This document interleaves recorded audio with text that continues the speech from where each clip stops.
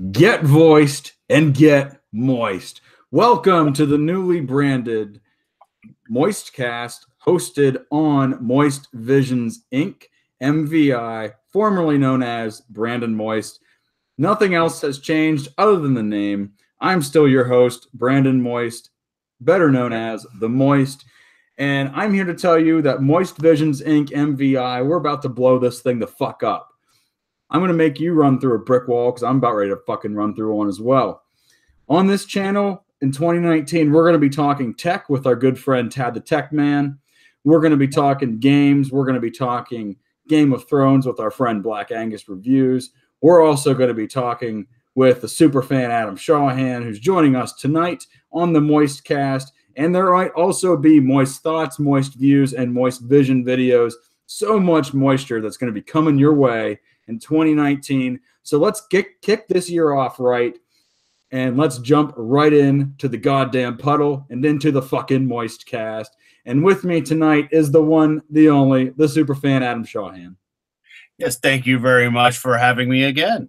Always a pleasure to hang out with Master Moist.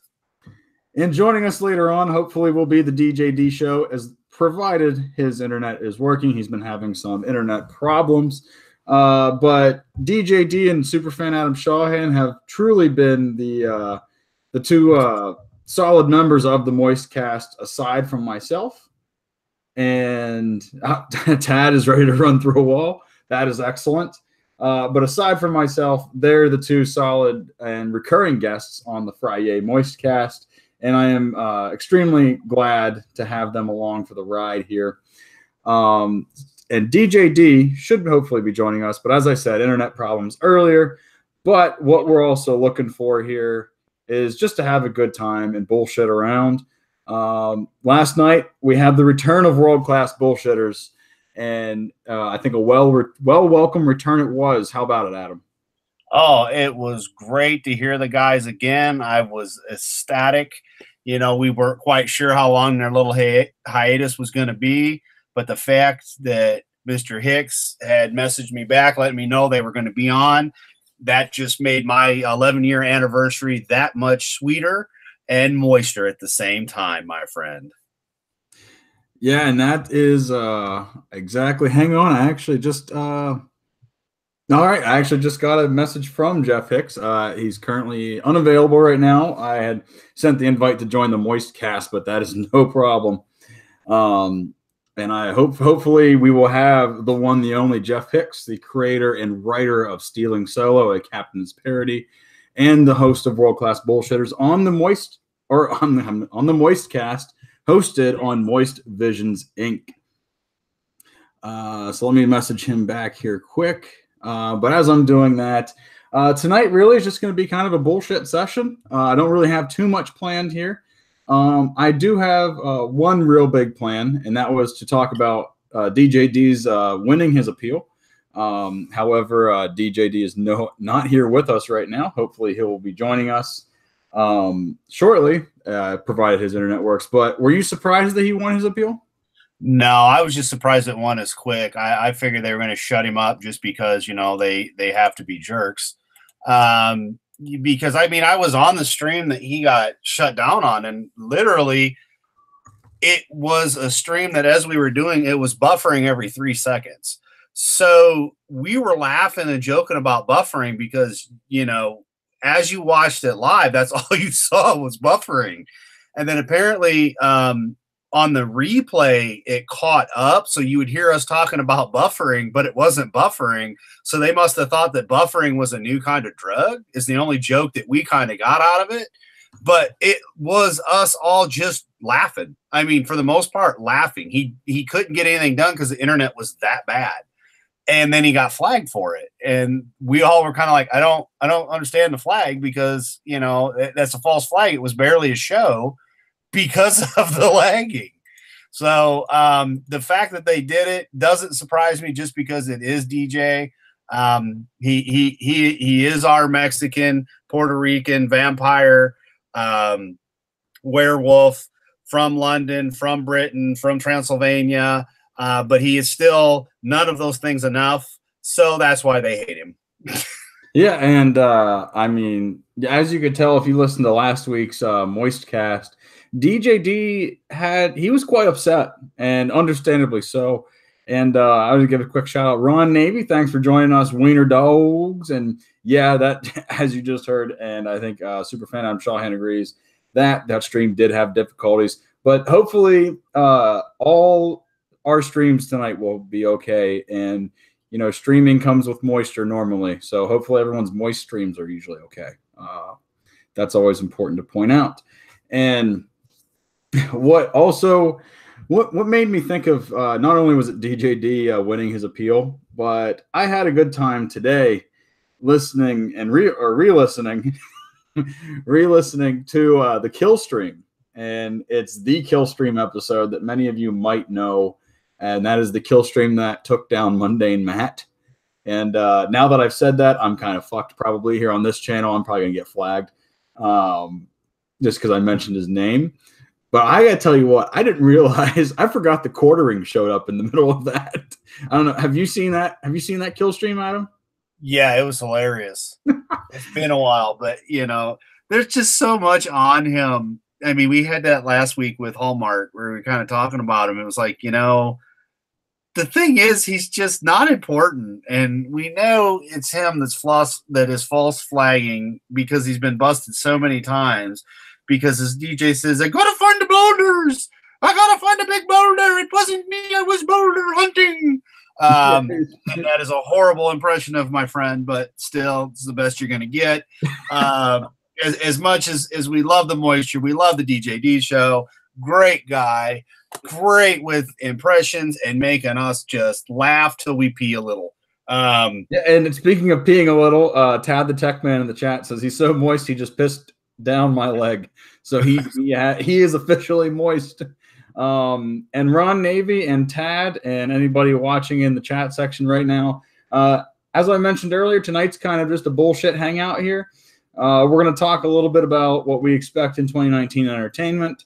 But we're also looking for the chat to kind of lead us where we go here. Normally we have a slight bit of direction.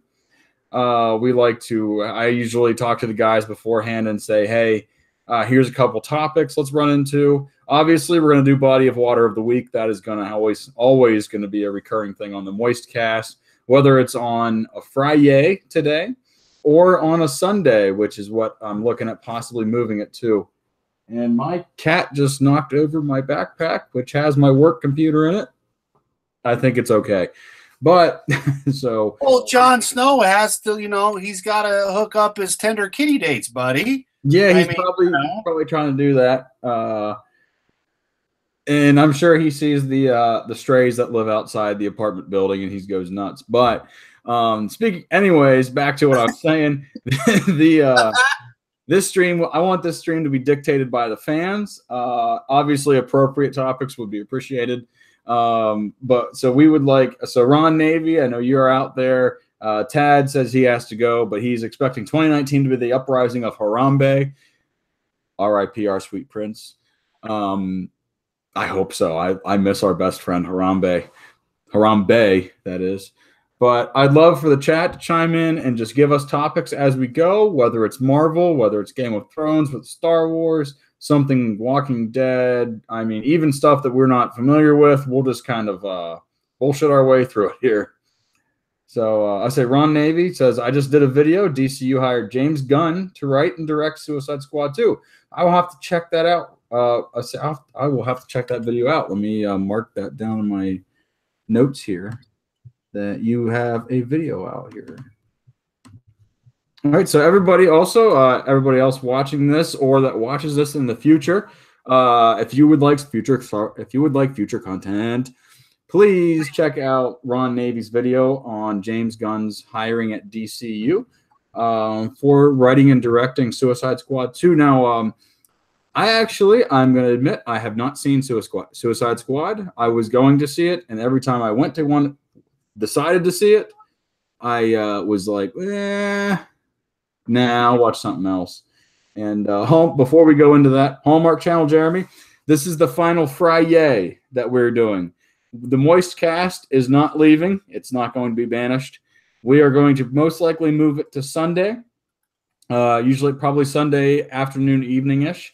I noticed that there's not many streams going on. I know the Senate is usually on Fridays, so I'd like to not interfere with other streams as much as possible, and try to chime into a market that doesn't have a lot of streams, so I can give you guys all the moisture that you need and not interfere with any other streams, because a blocked stream is not good. But anyway, back to Suicide Squad here. I said, I have not seen it, and I will be the first to admit that I haven't seen it, and that I should probably see it at some point. I feel like I did see it with all the Harley Quinn costumes the year that it came out at Halloween. But Superfan Adam Shawhan, what are your thoughts on Suicide Squad and James Gunn writing Suicide Squad 2? Well, I think they dropped the ball on Suicide Squad. I was expecting something way better than what we got. To me, Batfleck was the best part of that movie, which he was barely in it.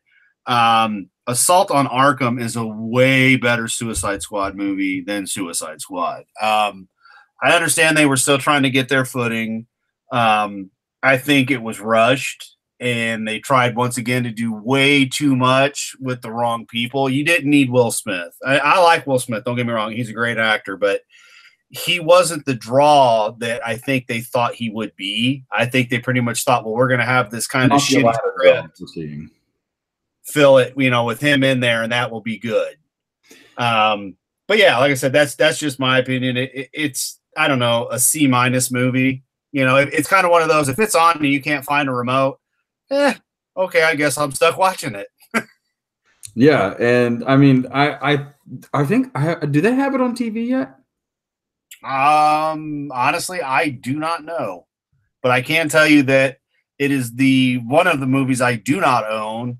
I don't plan on owning it. And the only reason in this office that I have that is so full of so many DC things, there is a Harley Quinn and a Joker Suicide Squad teeny tiny little thing from pre the movie coming out. And that's just because when you got a Joker office, you got to take the good with the bad. Yeah, no, I think, yeah, that is, I know you have showed me your office. You have quite the collection of things. My collection of things is mostly Civil War related, and the Walking Dead comics, as well as some Game of Thrones stuff and Star Wars, which is at my parents' house presently. But no, for what I say, for me to address Ron Jeremy's questions, I guess what I would say, what my thoughts are of James Gunn writing and directing. I don't have any faults with James Gunn's writing. I think, unless it's tweets, his writing I think is great with Guardians of the Galaxy, and I think that he really did Marvel a great service doing that, doing those films. However, I find it so hypocritical, the fact that and the thing is, I know a lot of people that supported him are going to see this as a huge victory. And for them, yes, it is. And they're going to say, oh, this is just DC's gain and Marvel's loss. Yes, by creative minds, it could be DC's gain because, he has a proven track record with superhero films. But what I think, hey, don't scratch Joan. I know. There we go. Sorry, the cat is just quite hyper tonight. But anyway, what DC's gain, Marvel's loss. What I think, though, is it's just hypocritical for his supporters to be like, oh, he got a job. It's great. That's fantastic. But where the hypocrisy comes in is, say, another director that might, lean to the center or center right, or, the right, things like that, or just any other good director, even if they're left, if they don't produce content that they don't agree with, they're going to raise hell, just like they did whenever people spoke up against James Gunn. And they're going to piss their pants. They're going to moan and whine and stuff like that to try to get their way. And then they're going to call for a boycott on the company. And, it's not going to be, based on anything except we think this is just a good movie or whatever. And yes, people are going to argue that about the Phantom Menace and stuff, like about us. But no, we have been, people have been pissed about Star Wars movies since the prequels and shit. So it's not like this isn't new. But what's pissy about it is, that if the fact that you can't see that this guy deep down's a shitbag, and you're going to try to defend it and then justify it the whole way. So you're going to justify his shittiness where he uses all of this language. I just used a lot of language there, but the fact about the disgusting things that he was saying about children and stuff, that's disgusting. Like, get out of here. Like, there's no room for that. Like, what you're defending is essentially him sexually harassing, and like bragging about sexual harassment of essentially pedophilia is essentially what he's tweeting about. So in a creative sense, I have no problem, but in a morality stance, I have a problem. And so that is what my take on the James Gunn situation is. I don't think I'm really bringing anything else new to this conversation, but I feel like I should get my 2 cents out of here. And Riot Kitty, thank you for joining the FriYAY Moist Cast. It's great to see you. I saw last week you joined as soon as we were going off air. So I'm glad that you could meet us as soon as we are about 10 minutes after we've gone on air. So it's great to have you here. So as a super fan, do you have any other follow-ups to that? Yeah. As for Gunn, I mean, personally, I feel that if you want an echo, yeah. Let's see, is that me or you?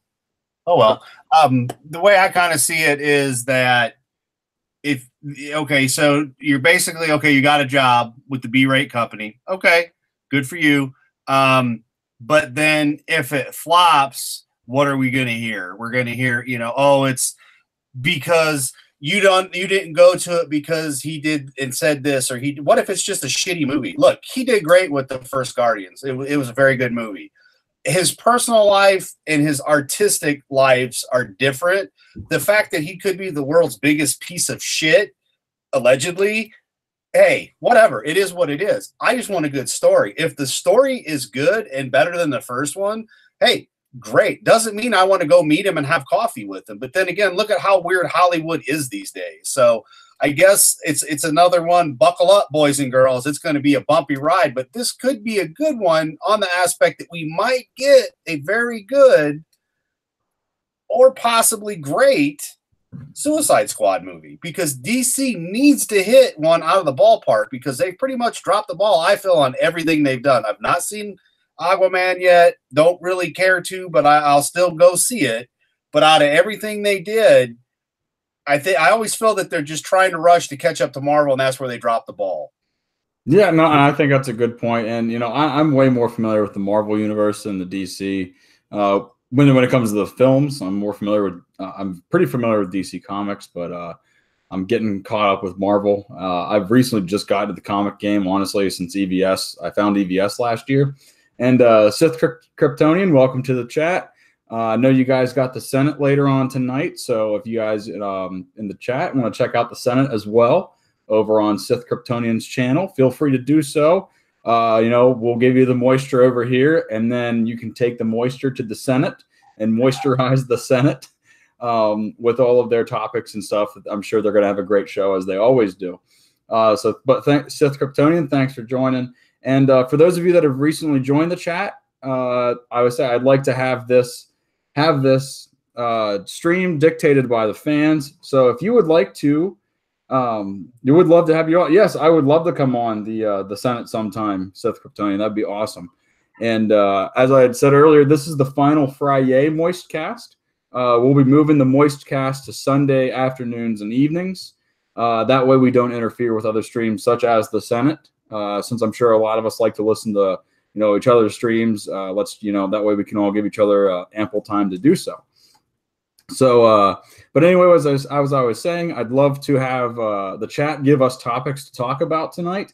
I have a couple in the back pocket if we need so, but if you'd like to hear Superfan Shawhan and I rant about some various whatever topics you'd like to give us, we are more than happy to do so. And Riot Kitty, thanks for tuning in. Even if you can't stay long, that is awesome. Really great. Really gratefully appreciate you stopping in. And Seth, just let me know anytime on Twitter. I think I follow you. If I don't, I will make sure I do so. Just at Brandon Moist. And also, again, for those of you that have joined recently, The channel is no longer Brandon Moist. It is now named Moist Visions Inc. And I will be producing some content on here that is not just only about entertainment and pop culture, but also tech and gaming. I am going to be partnering with one of my best friends that I grew up with, Tad the Tech Man. He's presently working on a video that we're going to be putting on the channel here. That's going to be talking about what we loved in 2018, what we hated in 2018 in gaming, and what we're looking forward to in 2019 in gaming. So we like to diversify the channel a little bit, try to grow a little bit of a brand here. So Moist Visions Inc. or MVI is the new name of the channel. However, your host, The Moist, is not going anywhere, and he will always be Moist. So that is just to give you guys a little heads up and what's going on. And yep, Tad the Tech Man is in the chat again, Moist Visions Inc. And so I know what we had talked about briefly earlier was Mundane Matt's flagging sprees that he had went on, and the fact that I today at work was really bored, so I rewatched the whole kill stream that he was on, and that as I said earlier, the quartering had a surprise appearance that I forgot about. And what hit me the most about this whole flagging thing is, Mundane Matt is obviously he was a pretty steady YouTube streamer, and and obviously if you look at his channel stuff, he was losing views, and I'm not one to talk about views and stuff. I mean, I have like 47 subscribers. If you're not subscribed, I'd love to have you all subscribe. Yeah, thanks, Sith. I'm glad you enjoyed that cameo as well. And but what got me about Mundane Matt was, and as I said, I'm not one to talk about subscribers. I'm not one to talk about views because I'm just a young YouTube channel on the rise. But what gets me is if you're going to go around flagging and shit, if you're going to appear on a live stream and you're going to try to confront what you've been doing behind the scenes on YouTube, just be ready to talk about it and don't fucking hide it. I mean, what got me about the whole kill stream was the hour before he finally admits to doing all the shit that they had claimed. And the quartering and everybody, Jeff or Mike I don't remember all the names on it, but to be honest, but the fact that it took him an hour to do so, and that in that 1 hour he lied so many times, that it really has served to me as a lesson of what not to do. That if you're going to create a public profile like this, you need to be able to own up and step up and accept the content you've created, or the actions that you have chose to do in regards to people using your content, criticizing your channel, criticizing yourself, throwing yourselves out here like this. It's not, you're giving yourself more of a public profile, and in doing so, not everyone's going to like you. And I think as a whole, the fandom menace, we've all accepted that, but you get some people that just can't accept it. And I think Mundane Matt, it's a great example of what not to do in a shitty situation, and how to own up to how to own up to things. And the fact that it took him at one point, it took him like 20 minutes just to screen share. Hell, I could barely operate Hangouts when I started this. And on the first Hangouts and on the first Moist Cast, I shared my screen in like 10 seconds. It just blows my mind that, someone with the credibility and the notoriety of himself was unable to do so and to really fess up. And if he would have just straight up showed exactly, here's what I did, I'm a piece of shit, stuff like that, he probably would have had a little bit more respect. He would still have had a lot of disrespect, but he might have been able to accept some of what he had just done. And so, Superfan, do you have any comments on exactly between just like taking responsibility for like what you put out here and stuff like that? Okay. So my feeling is that after what happened to DJ, especially, there needs to be punishment for these false flagging fools. Yeah, that's pretty funny. Yeah, I'd say, yeah. The FFFs, the false flagging fools. If I false flag you, Copyright Moist Visions Inc.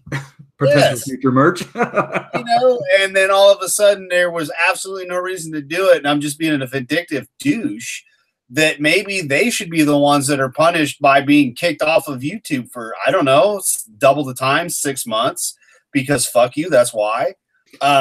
If you have a legitimate gripe, and I mean, anymore, I think that seems to be what the problem is in the world today. You and I could both watch something, and we're men. We're not these little pussy soy boy bitches. Or to quote Neon Babyback bitches, that will sit there and just be offended about everything, and then they're going to false flag it, and then there's no repercussions because of that. We can go sit down, you and I can have a discussion on things that we do not agree at all on, and we're fine. It's not a big deal. I can state my case, you can state yours. It's called debating. And then at the end of it, have a beer and have a good time. Where these people, it's the end of the world because they're just so pissed off and crying and whining, and it's over absolutely nothing. Like the whole DJD stream, I'm sorry, I was on that stream. Nothing, man. There was nothing said that qualified for what he got flagged for, but yet you don't know who your accuser is, and nothing happens to them in this case where he wins. Okay, well, what happened to them? Absolutely nothing, I'm sure. I'm sure there's no charges on them being, well, you can't get on YouTube now because you've, have vindictively attacked someone and false flagged them numerous times now, because it has happened to him more than once. And we're guessing it's the same person and or people. That's how I feel. I feel there should be some justice in that situation, because if all I can do is just click on everybody's video and then flag it for something, and then you get shut down for a day or two or a week or 2 weeks or however long it is, certain channels, not necessarily ours, because we're up and coming channels, and like mine, I just post pictures of dogs. What are you going to do? Tell me that it's not a wiener dog? The hell it's not. Please tell me that I don't have 16 wiener dogs. You've got pictures that prove otherwise, sir.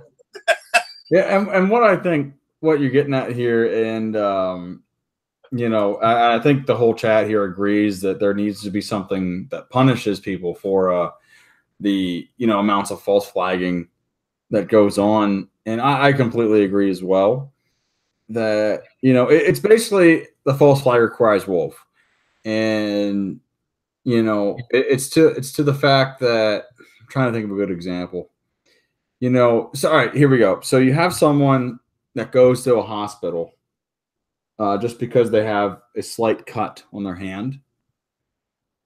And then the next day they go and they get a Band-Aid. And then the next day they go, oh my gosh, I just have a headache. And it's just a standard headache. If you take Tylenol, you'll be fine. Or if you just take a nap, it'll go away. And you consistently do that on a basis. Now there are, there actually are medical, mental disorders that make people want to do that. But on a broader sense, just say it's a perfectly healthy human being, and they have no mental disorders, no health defects, no nothing, but they just keep going because they're just like, oh well, I just want attention to say when I go to school or go to work the next day, oh well, I was in the hospital last night, and then there's like, oh, what happened? You got a Band-Aid on your thumb. Oh well, yeah, I had to get stitches, and you just bullshit your way through it. Say that person, a few days later after bullshitting their way to the hospital, say they are at home and they're like, oh my God, I think I'm having a heart attack. And then they go to the hospital. What if they don't take them seriously? Because it's like, oh my God, this person's faking another thing. You take the risk of people not taking you seriously. And what obsessed me with the false flaggers and stuff like that is that, actually it doesn't really upset me. It's just, I hope you get what you deserve. And seeing Mundane's Matt subscriptions fall, that's big. Like this, if they fell, and if you look at the analytics and stuff, you can see daily it looks like, if you look at a quick graph, some of his analytics are going up and down, like he's gaining views. No, it's just he's lost that many less views and that many less subscribers since the fallout of the kill stream.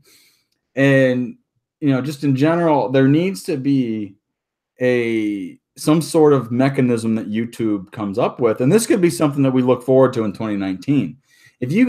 And that's something that this fandom menace, and I'm sure Ethan Van Skyvers and the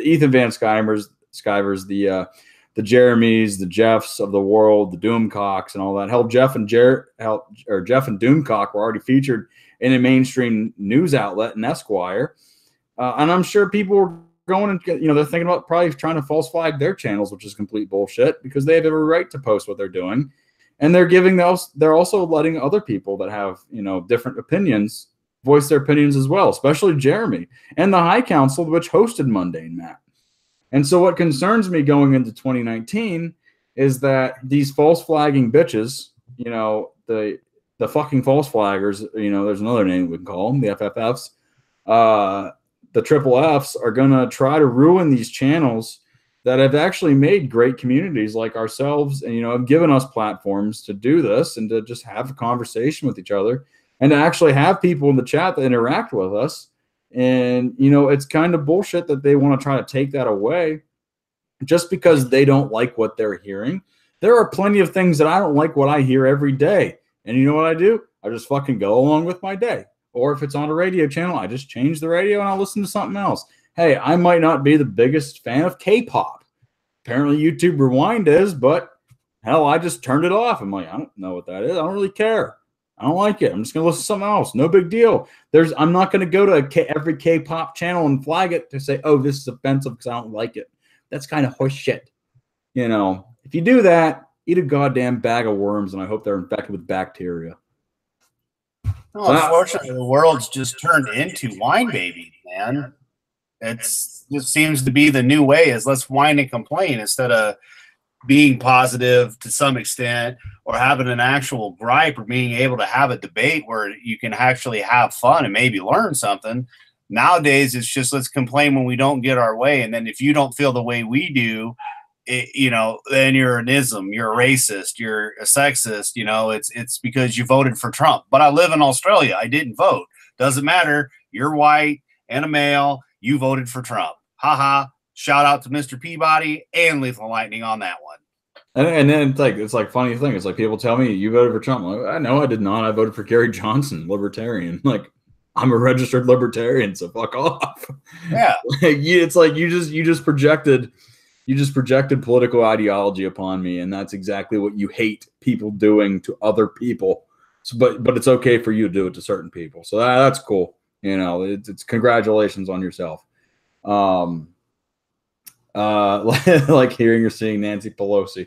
Yeah, I have a lot of views on Pelosi. I have a lot of views on Democrats and Republican politicians, especially depending on the issues. I have a lot of hot takes on them. I prefer not to go into them too much on here, but Nancy Pelosi, yes, she's quite the figure that could lead to a lot of good content. I could see Russia from my backyard. Just as many Republicans have led to some good content as well for YouTube channels. Essentially, the political spectrum right now that we're seeing is a gold mine for comedic content. Just because everybody gets so pissed off on the right and the left, and just right there, just what we just talked about. You could see just our tensions were flaring a little bit, just regarding how we feel about the situation. And what's truly, it's a shame that honestly, and this can lead into something that I kind of had in my back pocket and to discuss tonight as we're going on, is that we're dealing with a climate that politics has always influenced media and influenced entertainment, but the fact that today you can't escape it. There are literally no outlets that you can escape it with. And I mean outlets, I'm going to say film. Even the most basic children's films or shorts are just all of a sudden politically charged. It's not just fun and it's not just like, hey, let's just have fun here. It's like, no, if you didn't get the message, you're not smart and you don't agree with us. It's like, oh, okay, all right, cool, but I just thought it was a good movie. I just thought it was fun, Didn't get the message, but don't really care about the message. Turn my brain off for 2 hours. Done. That's why I watch a movie. I don't need to be intellectually stimulated. I want entertainment. I love a good story. It's when I watch a movie, I think about myself just laying down in my bed and having a bedtime story read to me. That's all I want. I want a good movie. I'd prefer not to fall asleep during it. That would be counterproductive, but I just want a movie like that. And, Tad the Tech Man, keep politics out of movies. Yes. Or out of media. Yes. That would be the ideal situation. But unfortunately, I don't think that we're going to be able to escape that. But today it's influenced society so much, and it's divided us so much. And The Last Jedi, honestly, I think serves as the perfect metaphor for what we're seeing in society today. You have one side, oh, it's perfect, it's blah blah blah, one side, oh, there's so many things wrong with it. I think if you reverse the script, yeah, and you polarize society with that movie. You polarize, or not society, but the fandom, and you polarized the fandom in a polarized society. That's not good. That's not good. And the political arguments have seeped into the Star Wars narrative that one side of the narrative is good, one side of the narrative is bad. Which one are we on? We're on the bad side. We're the Sith now. I think the Sith are cooler, to be honest. If I had to be a Sith or a Jedi, I'd probably pick the Sith, just if I had to throw it out there. I think the red lightsabers are cool, and I think the ability to use Force lightning is badass. So I'm going to stick on the Sith side here, and I'm going to stick with the TLJ hating side of things. I know I got sidetracked from my original thought, which I completely forgot about. But, I just, the tangents, this is the thing. This is why I need the Moist Cast. This is why I want to do this every week. This is why I want people in the chat here. I want people on the stream here. We need to get these rants out. And the thing is, we can get these rants out in an environment that, yes, if a bunch of people want to comment and say, you guys are a bunch of fucking nerds, get a life or whatever. It's like, well, I do have a fucking life, and I do have stuff.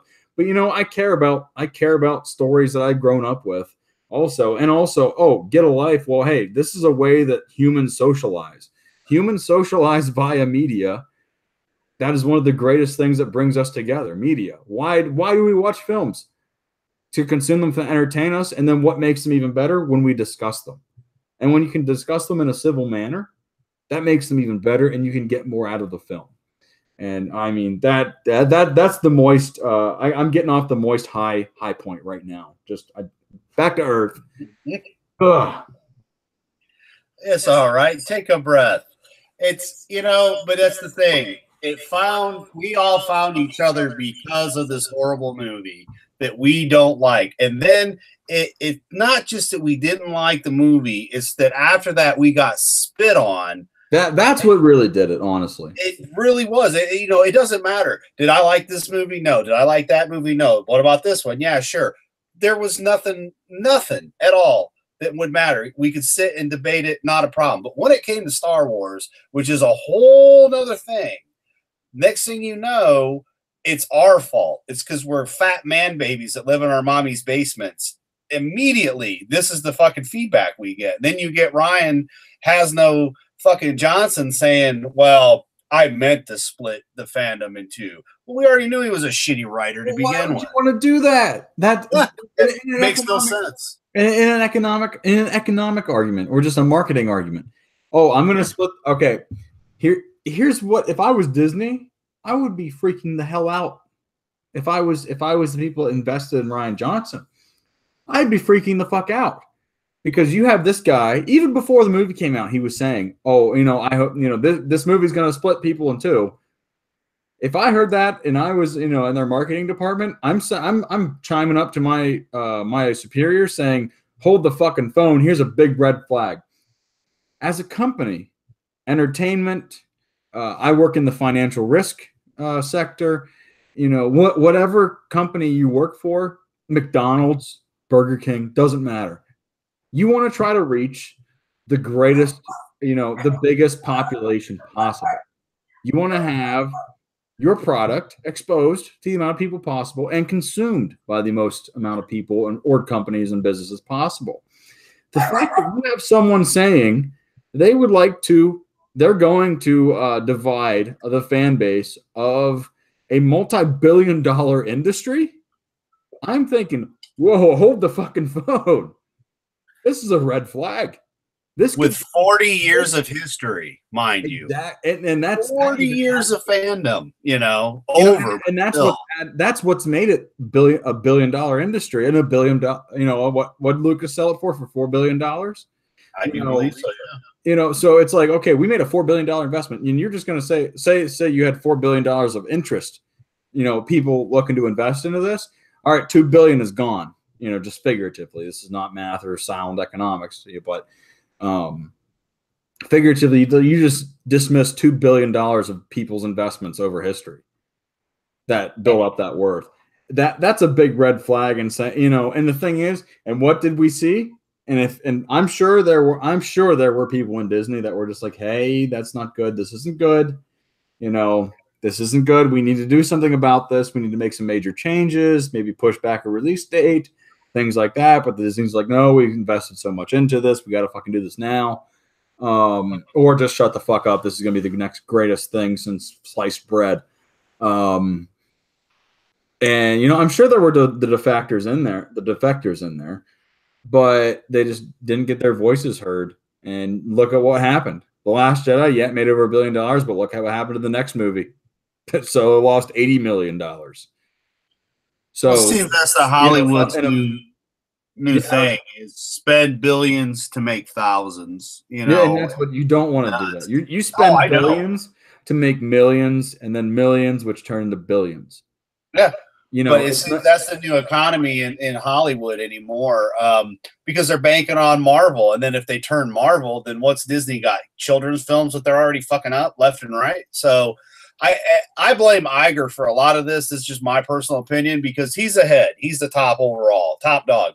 Yeah. He had his finger on a trigger and should have pulled them both into office, whether he pulled his dick out and smacked them in the face or pulled the belt off and whooped their ass. I don't care. But at the end of the day, he should have said, no, this is fucking stupid. What are you guys doing? I understand that JJ had a vision. Then Kathleen fired JJ and then hired Hasno Johnson. And then this is where we go from there, is a whole bunch of bullshit. Would it have been any better if JJ did his trilogy? Possibly. I mean, we really don't know. I wasn't a big Force Awakens fan. I didn't fall hook, line, and sinker like so many other people. I sat there and watched it. I was a hook, line, and sinker. It took you 3 times, man. That's not. Well, no. I enjoyed Force Awakens like Jeremy till I saw The Last Jedi, and then I look back and I'm like, oh, yeah. But I watched. I just go, what did I just see? Yeah, nostalgia. There was some there. It was really got me. Cool. It was the nostalgia, and it was just seeing Han Solo and the thing is, Force Awakens, aside from the bitch death he had, made Han Solo look like a badass. I mean, he was a goddamn, he was good at his shots were incredible. Like, I loved it. Like the bowcaster, that was awesome. That was awesome stuff like that, and he had the charm too. And I'm like, I like it. And it was sad to see him go, but you had to know it was coming because I did know it was coming. I just wished it would have been like in the Millennium Falcon and him and Chewie and Chewbacca, like they're making like one last attack run or whatever, and they know they're not going to get out. Yeah, they take it all down, and to see them like go out together. And I think EVS has said this before, but like I completely agree. Where he's like, they kind of have one last look at each other and then they blow up. I'd be like, that would be incredible, and that's badass as hell. And hello, at Dawn. It's great to have you on here. I enjoyed joining your stream yesterday, or not joining, but joining the chat section. Enjoyed watching you take on the demon bats from hell. I can't remember the game, but I compare it to the new Call of Duty.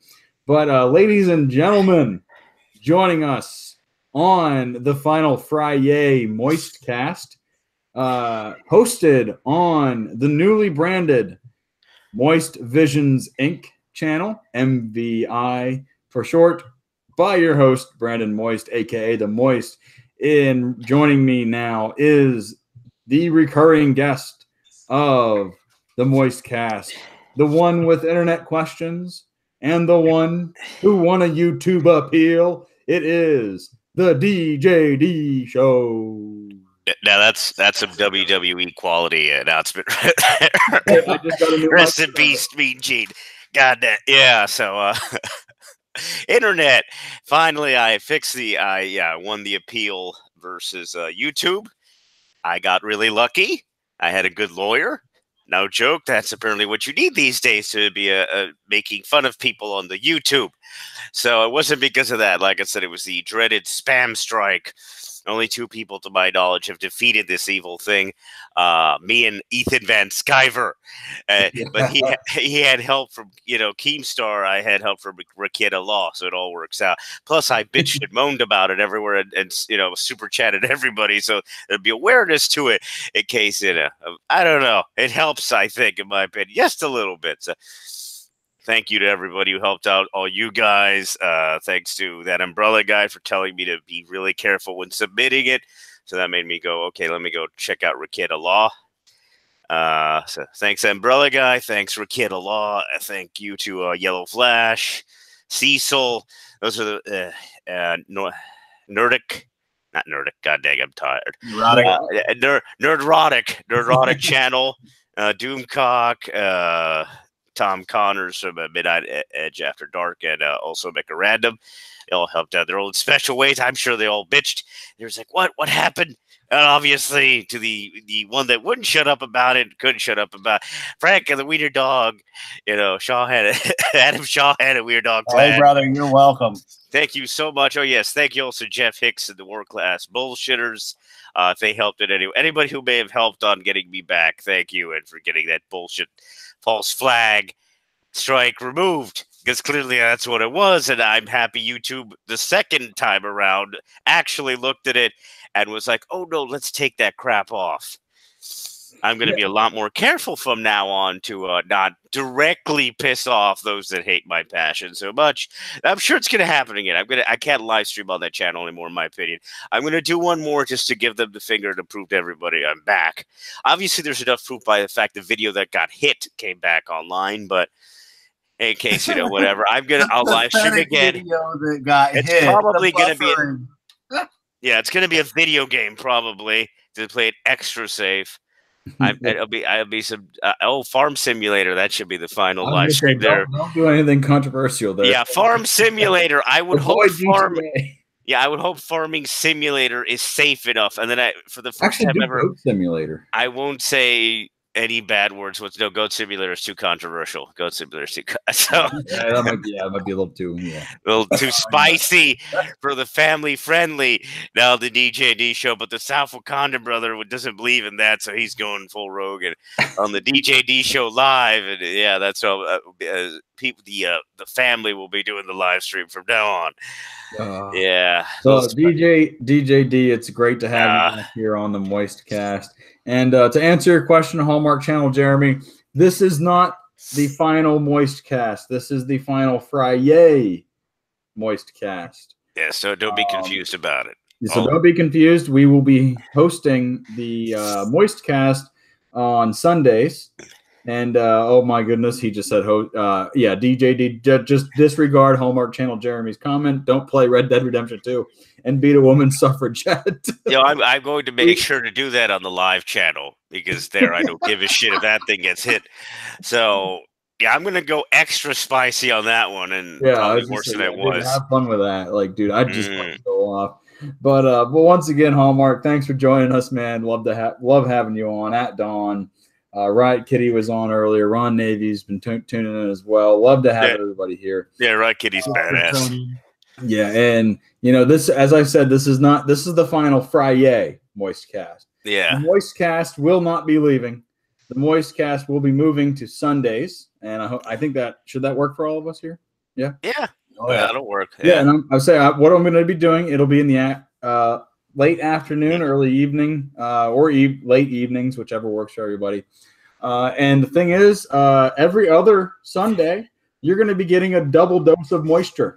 And I will be pitching right now, starting this Sunday at 12 p.m. Eastern Standard Time. So for those of you in California, it will be 9 a.m. or 8 a.m. I'm not sure if it's 3 or 4 hours behind. But Black Angus Reviews and I will be doing a Season 1 recap and review of Game of Thrones.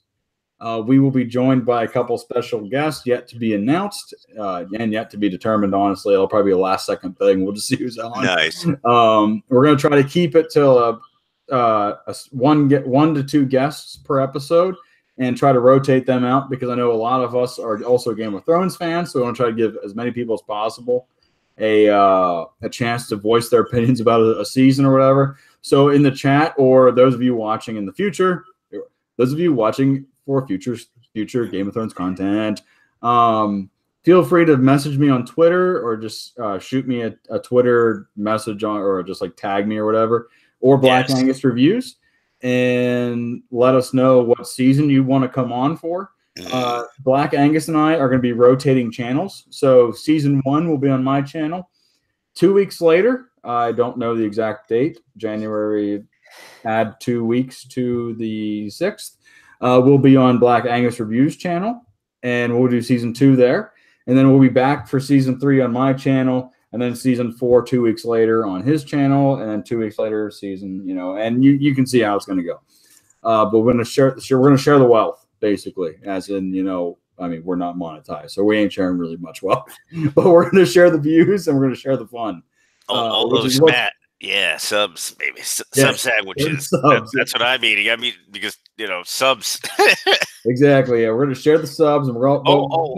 There was one penalty. I lost about 1,000. I think they checked out my entire channel. I lost about 1,000 views. Thanks, YouTube. Yeah. God dang. Didn't lose the hours though, but the views went poof. Well, that's good. Bye. Yeah. But what we're going to do is we're going to be rotating channels here, and we're also what we're going to do with the streams. So we're going to assume that people that watch or tune in have seen season 1 or season 2, and so on. So for maybe like the first 5 to 10, 15 minutes, we're going to be no spoilers. We'll be like, oh, what did you think of the season? Don't give any spoilers, though. But then for the majority of our episodes, we're going to be like, we hope to the good Lord above you have watched that season, or at least watched the majority and you know what's happened in it. Or even read the books. That's fine with us. I'm a huge book fan as well, so I'm going to be coming at you with a lot of book stuff. And I have the comic books of season 1, so I will be coming at you with a lot of stuff from season 1. I'm wearing House Stark socks right now. I'll try to ask the artist that drew those comic books to come on the show if I can. I'll figure it out. I know the guy, so if you could, that would be incredible. Yes. That would be like a, if we could get him on for like a pre-season 8 kind of thing. Okay, I'll maybe work. I'll ask him. Doesn't mean he's gonna necessarily listen to me. He just like scolding me, treating me like one of his kids. But I guess step up. If he joins us, he'll get moist, and I know he'll enjoy it. So exactly, lots of moist moments in Game of Thrones. So he can just talk about the moisture and everything going into it. But anyway, guys, as I had said, join us this Sunday, January 6th, on Moist Visions Inc., formerly known as Brandon Moist. Brandon Moist is still my name, and I am still the Moist. We will be going live at 12 p.m. Eastern Standard Time, and we will be discussing Season 1 of Game of Thrones. And spoilers will be abound for Season 1 and beyond. So I would encourage you to watch the rest, but I'm sure most of you that do tune in will have seen it. And yes, Hallmark Channel Jeremy, my cat name is Jon Snow. Yes, whenever I adopted him, he is a tuxedo cat. I know all the guys here, they've seen him live here on the post hangouts. Presently, Jon Snow is actually watching Game of Thrones season 2 right now. He is sitting in front of the television and he has his head up, so I know he's watching it. So it's quite funny watching him. Every time he hears Jon Snow coming from the television, he immediately looks at it and is confused, and then usually looks at me and I look at him like I didn't fucking say it. So it's great to have a little buddy like him, and he's a little rescue cat, and I know I went into this I think on the New Year's stream, pitching Jeremy's channel. And what he did, his 24-hour live stream in Hallmark, I know you know a lot about it, but for those that may not know about it, He donated to 2 causes. The one, I'm pretty sure, I think it was to help underprivileged children. I'm not sure, but I know the other one was for an animal rights or like an animal shelter, an animal protection rights agency that helped protect and help get animals donated and rescued. So I have all the respect for Jeremy at Geeks and Gamers for doing that 24-hour live stream. And our good friend, the Rookie Critic, made an appearance on there as well for a while. That was awesome. And yes, I was pissed as well. Hallmark Channel Jeremy when that happened. Spoiler alert for those of you that are in the comment section that haven't seen Game of Thrones. But Jeremy was awesome doing that, and I'd love to know how much money he raised for that. Honestly, think I might try to message him and just be like, "Hey, how much money did you end up raising for that, for those charities?" And it might take a while for with YouTube with super chats and stuff to come up with it, but I'm pretty sure he did a great thing. And then the thing is also, DJD, we were talking basically about how the hypocrisy within Star Wars fandom and just in general, where if you don't agree with them, they're wrong and you hate them or whatever. Where I'm pretty sure that we've all made it known that if you like The Last Jedi, we don't hate you. There's nothing wrong with you. Like, we just disagree, and in some cases strongly disagree with your opinion. Exactly. Aside from that, we give no shit. Well, that's us, but there is again the opposing side that'll make articles about us and say horrifying things in the Miami Herald and other places. That we're all Nazi troll rednecks. Even though Hispanic, Black, whatever we may be, Jewish, etc. It's no. It doesn't matter. You're what we say you are because the big newspaper said it. So, yeah, that's lovely on their part. So, no, I mean, wiener dog. Yes, wiener dog. Exactly, they're anti-wiener dog. Apparently, that's right. So Yeah, they're anti everything except what they think is their vision of what is truly diverse. God dang. Well, I have the ultimate. But I have something here, and I'm gonna say it. It's a little worse than Star Trek, because Star Trek I can actually confirm, because at least my opinion from seeing it thanks to Midnight Edge After Dark is they indeed did coordinate on forums and maybe on Facebook to try to take down channels by false flagging them to hell and back. Not me in particular, but other people. And they actually do it. They're just openly talking about, hey, we're going to go hit them with the worst thing possible, take them down, because they're spreading lies about our esteemed, lovely Kurtzman and all the douchebags at CBS. Yeah. Can you pause rant? I'm going to ask you to do an annual favor. It's the hour piss. Oh, my. Continuing with your rant, and I will hop back in. All right, so yes, the excitement that is, CBS involved in multiple. I know they're not telling their fans to do this shit, but I would say CBS looks the other way instead of banning them off these forums or kicking them the hell out of these groups. It's like if you're coordinating to fucking try to delete someone's channel because they don't agree with your opinion and give news and then give actual information that directly links CBS to wrongdoing or CBS to fault, the thing with the tardigrades, for example, where you can see it for yourself, the evidence of the dude's website. I think it's Annis something. You just look it up. CBS lawsuit, tardigrades, and you can see it easily. Everything that dude he did it before Star Trek Discovery comes out. So he's entitled to not having his intellectual property stolen. It's kind of like stuff anyone's made up on anything they've done. Example, Conan O'Brien with stuff he's done. He basically, I believe he made some kind of agreement to keep some of his stuff when he left NBC, because he was like, no, it's my stuff. I made it up. Screw you, NBC. And you didn't do shit. You ain't going to keep this permanently and then tell me I can't do it on my thing. I did it before you even existed. Or whatever, or before he worked for them, et cetera, et cetera. In a similar fashion, imagine Apple would not exist if certain entities in the business had come after them and said, hey, no, we want that. You can't make Apple. If you look it up, might be incorrect what I'm saying. Who knows? They revise history all the time, but at least the way I remembered it when it was explained to me in computer class back when, had Apple done things a little differently, Apple would be owned by some massive corporation, which pretty much it would be worse than it is on the greed factor.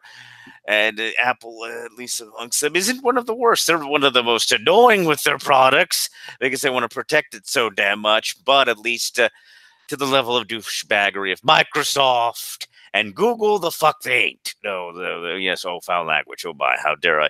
Family-friendly show, family-friendly. Please do not use any fucking bad words. Don't say those bad words. No, not allowed. So yes. Also, I'm back from my piss. History of Apple, if you want to go look it up, the early days, they just done things a little differently. Apple would not have been an independent corporation. Same thing, similar to, sadly, with what's happened with Facebook, that they become the douchebags there. But at least they would not have been somewhat independent had they given in to what, I believe Microsoft was one of the early ones that wanted to buy their ass out. And it is very tempting, when someone's offering you, I believe it was billions of dollars, right, for your little social network. But the man had a vision, and he did what he did now, which is a very annoying ass network where all your parents hang out. It's not, it's like, oh shit. So thus, God dang, I'm doing a brief, quick history of the internet here. So everyone was like, no, screw that place. We're going to do our own wacky, nutty place. And then around that time, Twitter happens. And oh, God, you see the cesspool it is now, which just became worse thanks to the thing I was getting to. I left Facebook, went to fucking Tumblr because I couldn't take Facebook anymore. Tumblr was my new Facebook. And then it operates very similar, in my opinion. It's a nice blend of Tumblr and of Twitter and Facebook, and I liked it. And sadly, they did what they did, like MySpace. But there's still porn like there's no tomorrow. They'll never get. There's so much damn porn on Tumblr. They'll never be able to get rid of it all, and people find new and devious ways to get around it. So they're just. I'm sure they'll give up at some point. Massive the internet will always win. Yes. So provided there's no EMP, that or Tumblr will become MySpace. Plus, they since it is supposed to be an art site in the first place, they do allow art interpretation of stuff. If not, they would have had to have taken down a shit ton of paintings, and then they would have really lost some people then. So as long as it's artistic, they're allowing nudity. So just make sure to paint a little bit on the nips. Yeah, they should watch the Monuments Men. Huh? Have you ever seen the Monuments Men?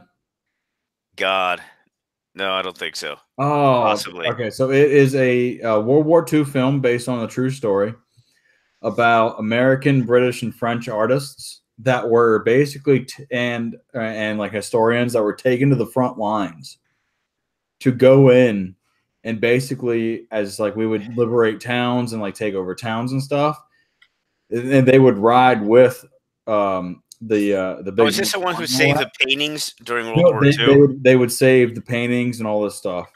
Oh, okay. Yeah, I've heard. I didn't see the movie, but I definitely I've heard the story. Yeah. So it's like I feel like people are that want to like do all the censoring and all this shit. They're flagging and stuff. It's like you're like, oh no, that's not art. That's it's like, dude, people died to in foreign lands to allow people to have creative expression. And the fact that you want to false flag and stuff because you just don't agree with something. What if the person that what if one of the Frenchmen that actually died during one of the raids and that's wanted to save one of the pieces of art didn't like that piece of art, but he knew historically this piece of art mattered? Like, well, you're a piece of fucking shit for just flagging something you don't like. It's like, okay, people, this could be something that people looks back on and just like, hey, here's something, from our history, we can learn from it. And the fact that people want to censor that is just complete horseshit. And it grinds my gears. And so right now we're going to shift gears onto something a little lighter, and hopefully you get a little laugh at the Moist about this. This is something that happened today at work. So today was FriYAY, as you have seen in the title. And feel free to comment on this story. This might be, hopefully this will give you a good laugh. So today at work, randomly about 2 o'clock, I was sitting at my desk and I had Chipotle for lunch. Chipotle. Oh, you poor bastard. Yep. Well, I had it about 12 o'clock. About 2 o'clock, I'm sitting at my desk and I literally stood up and I'm like, whoa, uh-oh, this isn't good. So I immediately stand up, pretend that I am on a phone call with an important client or something, leave the office and walk out into the bathroom. I go into the bathroom. I pull the pants down, and I have explosive diarrhea. And on that note, I'm going on a different show now. No, I'm joking. I'm joking. All right, so that's the most vulgar we're going to get. I look down to grab some toilet paper. There is no toilet paper. So essentially, if you can imagine Dumb and Dumber, that is me. Minus the toilet foot flush. But I look at the stall next to me. I'm going to blame New Year's for this. It's not just you. It's happened to a few people apparently lately. Well, I look. This is not done yet. I look at the stall next to me, and there is on the ground a few pieces of toilet paper still connected to the roll. I can tell that they're still connected. I can still see it, and I'm just like, I don't see, but the thing is, from where I'm sitting, I'm looking at a light, and I'm like, okay, is there a shadow? Is there someone in the stall next to me? I don't think so. I'm going to reach my right hand. The stall is on my right. I'm going to reach my right hand, try to grab that stray piece of toilet paper, and pull as much as possible. Thank the good Lord above. And if you don't believe there is a God, there is. Because there was no one in that stall, and that toilet paper was completely connected to the roll above. So as from the heavens, from the right stall, that toilet paper ran down and into my stall as I pulled it. Now, someone was opening the door as I was pulling that toilet paper into my stall. And then I was freaking out. And so I immediately cut the stream, if we want to say it. I cut the stream of toilet paper and prayed I had enough. And as soon as I'd cut that stream, someone opened that stall door, and I was more proud. I'm like, yes, I've done it. They hopefully didn't see it. I took care of business. I cleaned up myself. And then when I went to pull up my pants, I had realized, no, it's not what you think. But I had my boxers on backwards all day. Oh, wow. I'm impressed. So I just counted my losses. I flushed the toilet. I walked out of that bathroom with pride after washing my hands, sat back at my desk about 15 minutes later, and thought to myself, nothing fucking happened. And I resumed my day. And now I'm here, and I'm reliving that moment. When I sat down at that desk,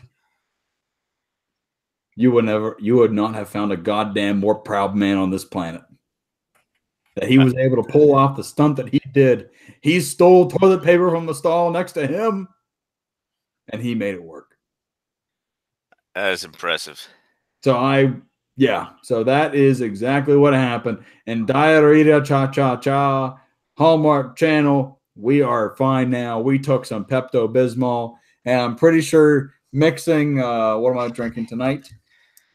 Genuine Sam Clay Kentucky Bourbon Whiskey probably isn't good, but that's why I'm glad in my apartment I am a quick sprint to the bathroom away with no judgment. So we are doing fine and we are good. That's what you do. And Senna Dave, I'm not above. I have shuffled to the next stall. Believe me, I have done that before, but I was in no situation to do so. I was in a rough spot, and it was, just vulgarity, explosive. We needed toilet paper ASAP, and I was about to do anything possible to keep that all in one stall to be like, I need toilet paper. And so that is my moisture story of the week. It's probably the most vulgar moist story of the week, but I feel like the more times that I can give live action accounts of what happened in my real life events. Yes, I was moist. I had Chipotle about 2 hours earlier. So very moist, and Dave, very moist. So what I want this channel to also do is give real life advice. And what my real life advice is if you're in a shitty situation like that and you need some TP and you see someone in that stall next door might have left that toilet paper hang a little low, if you know there's no one in that stall, you fucking grab that shit and you grab as much as possible. Hell, you fucking take something, put it in your back pocket and stow it for later. If you don't even need it, take it home and stuff it in your goddamn medicine cabinet. You might need that shit at some point. So that is my moist rant of the week, and that is the moisture moment of the week. That is great, but you didn't answer Frank's question. Well, oh my God, well, I missed it. What was it? So your boxers? No, they have been corrected. There you go. Yes, because that's the most important thing a wiener dog has to know. Because it's not comfortable having boxers on backwards, let alone if you're home after work still that way. Because we know that's the most important story was that your boxers all day were on backwards. No, they have been corrected.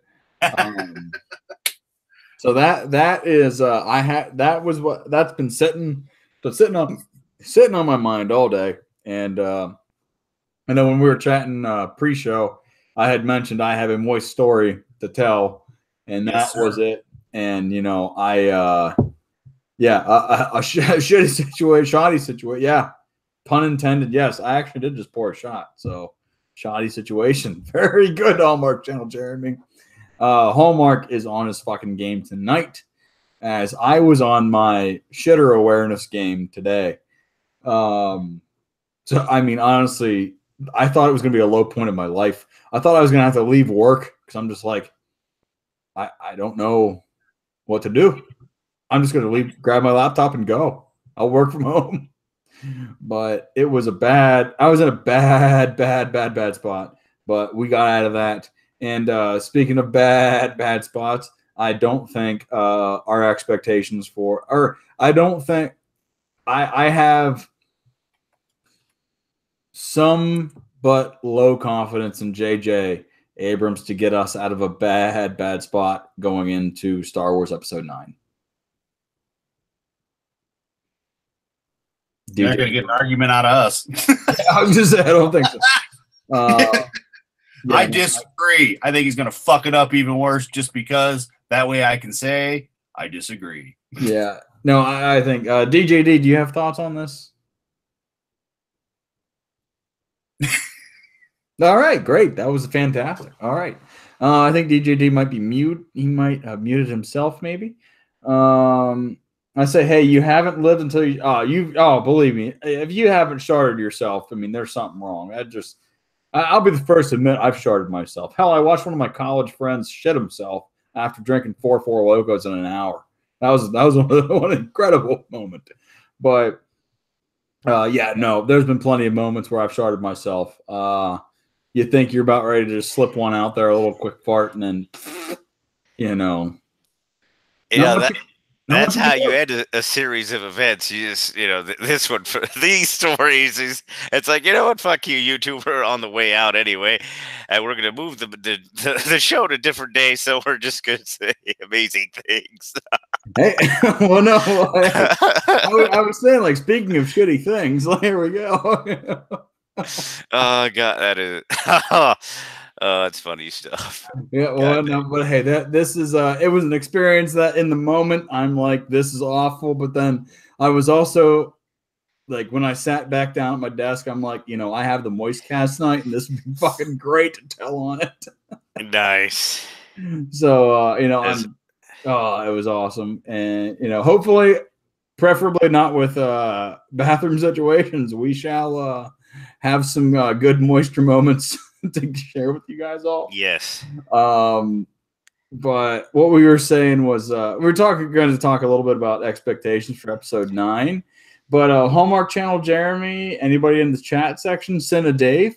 if you guys would have a topic that you would like us to discuss, it doesn't have to be Star Wars. It could be whatever you want us to talk about, preferably YouTube appropriate. We're not gonna, we're not to go. But just give us any topics you'd like us to talk about. A question you want us to answer that you're wondering our views on or something. We'd love to talk about it. So feel free to just drop it in the chat section, and we will discuss. But until then, we will discuss our expectations to episode 9. Star Wars fan film. Star Wars fan films. All right. So, all right, let's just hop into that instead. What do you all right, so let's just do it in general. What do you think of Star Wars fan films? Not including Star Wars Theory. We'll go into Star Wars Theory then. But just in general, what do you think of just Star Wars fan films? I'm sure we've all seen random ones on YouTube. What do we think of them? Most of them are not well done, but there's a few gems that you still talk about later. Like the Troopers one was hilarious, where they're pretty much playing cops in Star Wars as troopers. Yeah. So that one was funny, and I think there was one more that was okay. And that's about it, but it doesn't have the quality for some inexplicable reason. I think it's because they're extra layered nerd. The Star Wars fans are a little more happy-go-lucky. The Star Trek fans are ungodly meticulous to frightening levels. That's probably why their Star Trek films are a little bit better. They're more like an episode from TV, though, and how they do it. But it literally looks like a TV thing, whereas the films that they always go for in the Star Wars universe don't look like movies, except for independent films that are low budget. Sometimes there's good acting in it, but it's rare. Yeah, and I think there are some instances. The fan films that I know that I most remember that I've seen are just kind of like fan skits where it's like it's the one where one that I remember the most is the one where it's like Darth Maul and they're like in the middle of a jungle or whatever and they're fighting like Darth Maul fights like 4 Jedi or whatever. Nice. So it's that one, and the animation and everything is done really well. Oh, animation, yeah. It's not animation, but like the effects are done very well. I'd say the Star Wars animated ones by fans are much better than the Star Trek ones. Oh, that's good. Yeah. I'm sure I'm pissing off both sides by saying it, but I don't care anymore. Well, no, do you have ones that I like both Star Trek and Star Wars fans. Since I'm a fan of both. I'm just saying it like I see it. Yeah, that's all these. Maybe there's an exception to it that I'm missing a massive gold mine of it somewhere of both those things. Like I said, each one has their own strengths on how they do things. So if you want a good film, you watch the Star Wars ones. If you want a good TV series type of thing, you watch the Star Trek ones. That's all. Yeah, and I think that could make sense there. Yeah. And yes, Darth Maul Apprentice. That is the one that I'm referring to. Oh, cool. I think I saw that one. Yeah, it's like they're in the middle of like the woods, the jungle, or whatever. Super fan Adam Shawhan. I think it was a jungle. Particular fan films or just skip. So in the fan films, are we including like the small ones that people do, like Chewie in a race car against Vader, like on Facebook too? Because there's some of those that were really fun. I'm not afraid to include it. Okay, yeah. So you had that one. There was one where Leia drops off her son to spend time with Grandpa, and it was Vader, and then he gets him the Kylo Ren little outfit, and that shit was hilarious and cute as fuck. Still better than Disney's Star Wars. So yeah, I mean, there's little fun skits on Facebook you'll find from time to time. I think one of the best ones though have to be with the race where Vader's in a vehicle and he uses the Force to break down Chewie's car. That shit was hilarious. But yeah, the Darth Maul Apprentice one was really good. And also, are we forgetting Jeff Vader? Jeff Vader. Yeah. Jeff Vader is also a classic. Hang on, we might continue to discuss right now. I might have a developing breaking news. Hang on. Okay, all right, continue.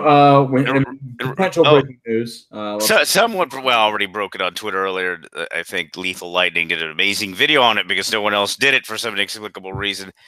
The effect Ryan Johnson might go bye-bye, according to these, of all Chad things. Bader.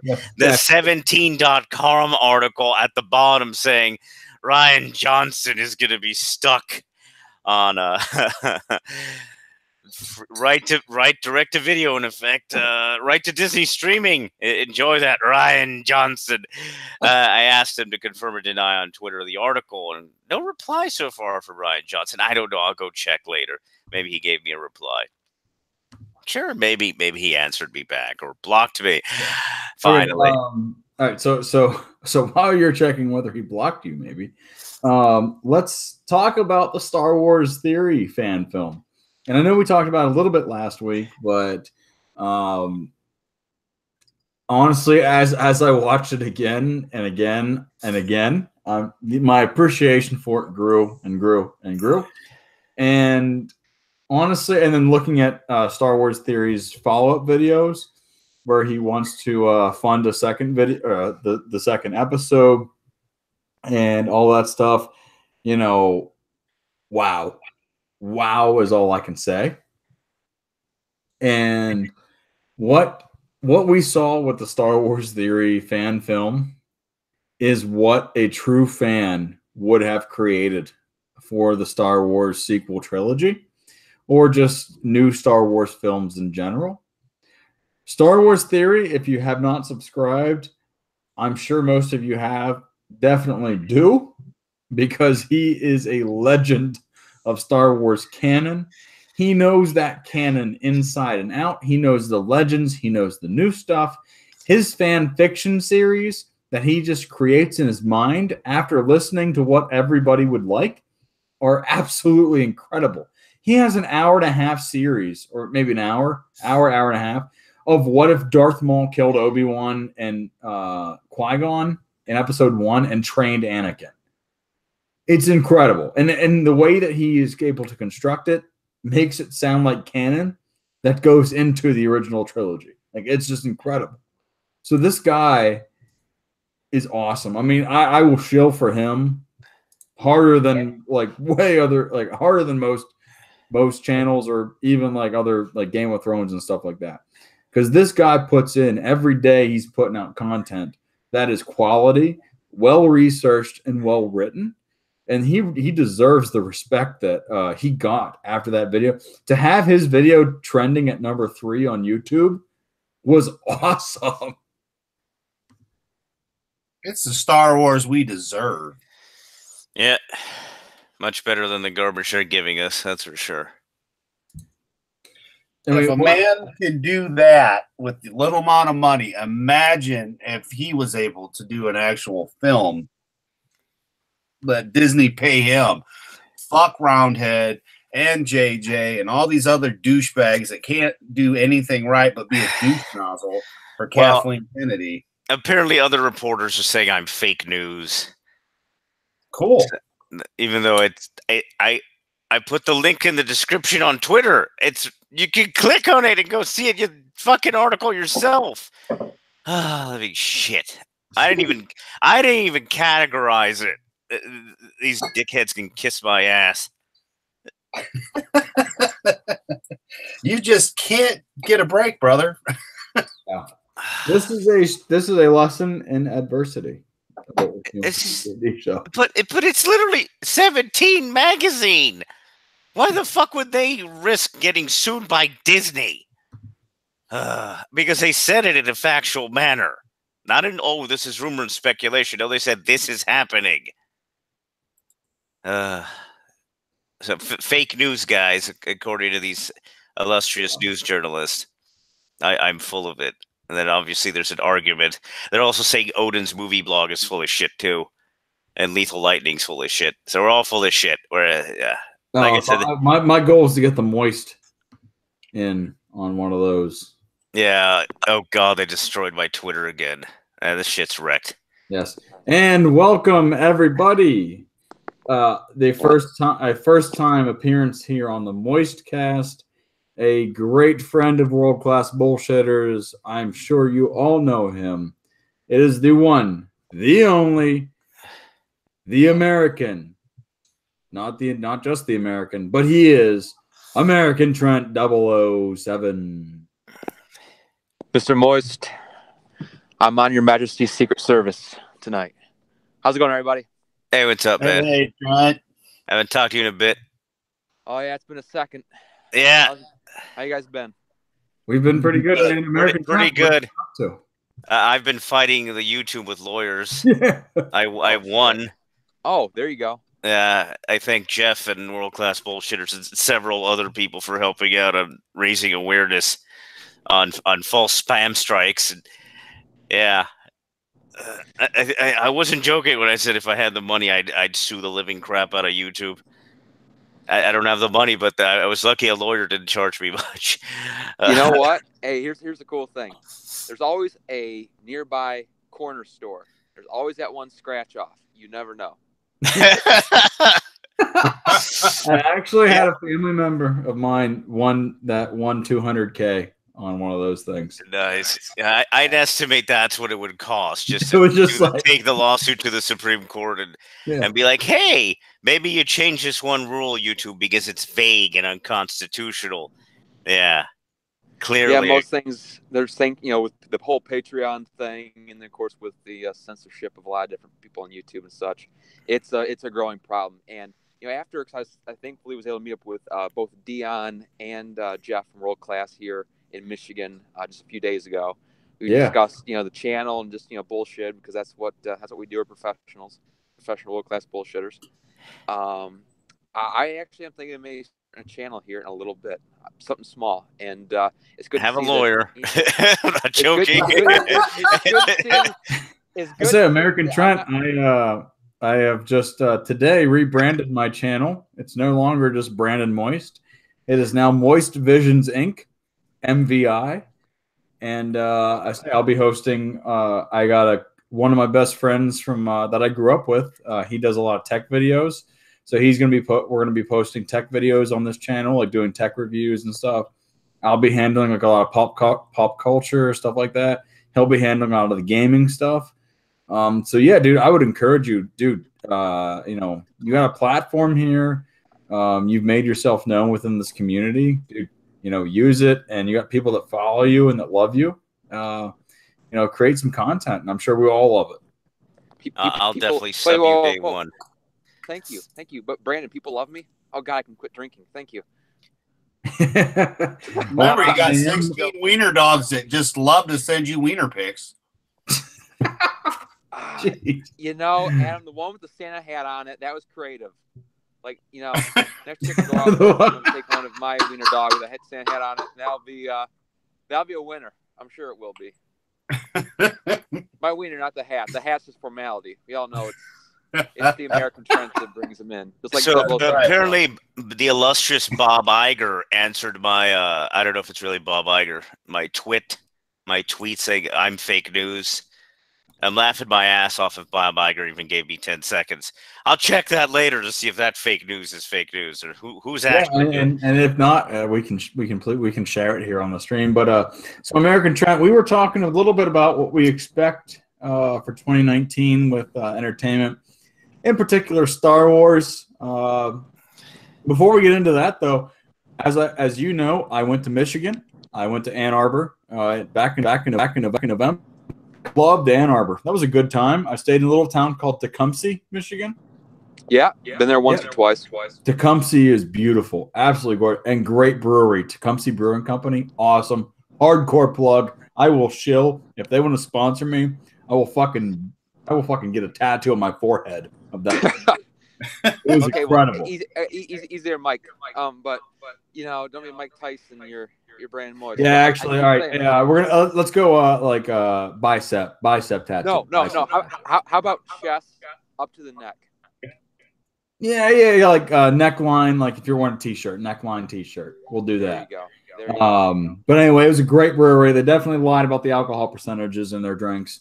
There's no way it was 8%. It was about 15%, definitely. But great company, great brewery. So I have had no bad experiences in Michigan except for that Penn State loss. That was a bad game for us. But the big house was awesome. Good times had by all, as DJD would say. Indeed. But as what we're going to say. But American Trent, so what we'd love to hear is your thoughts on what do you expect from episode 9? Do you expect much? Do you expect maybe a little bit of a better, hopefully a better movie than The Last Jedi? Do you expect JJ to retcon things, or do you have faith that he might bring back some of the fandom? Or I guess I'll answer your question first with the actual expectations. I expect it to be a little less Rey. Of course, at the end, they're going to have to focus on her to finish off because it is her trilogy, unfortunately. Yeah, it'll be her, like her and Kylo. Yeah, but they're going to focus more on Poe and Finn a little bit more. Chewie, maybe I think they're going to try to focus on those characters as well as Lando as they bring him back into the fold, because they know people were pissed at how they treated the originals, Leia, Luke, and Han, and still are. It's just unacceptable. It's bullshit, not the good kind. I do expect the story to be more Star Wars-ish, not like Last Jedi, more of a Force Awakens, but a copy of Return of the Jedi instead of A New Hope. So some fan service, definitely, a more consistent story. But the one thing I cannot place my expectations on is how it's going to actually end the trilogy, because it's so disjointed, as we all know. It was a false flag positive with the first one, complete dumpster fire with the second one. How are they going to do it? That's why I don't expect this to happen. It was the only thing that would make me somewhat interested in how the story goes. Is if they come back right to where Force Awakens ended. There was some kind of Snoke mind projection, or it was Luke having a vision or stuff. Like when he touches the saber, he sees this and goes, "Holy shit, that was awful. We can't have this happen." And they just redo it. I just hope that someday I can wake up and then I just pretend this was all a dream, and then I go and see The Last Jedi for the first time, and then whenever I see the Dreadnought show up and fire on the Resistance base, it just all blows up and it's over. I'm like, okay, good movie. Yeah, and I kind of wish I woke up as Brad Pitt in 2000. He had it made back then. But yeah. I agree. They can do something to make it better than the 8th one, definitely, because being worse is almost impossible at this point. Also, no more Laura Dern, all those buff articles where they're giving her credit for The Last Jedi way too much, and then Ryan Johnson tweets about it.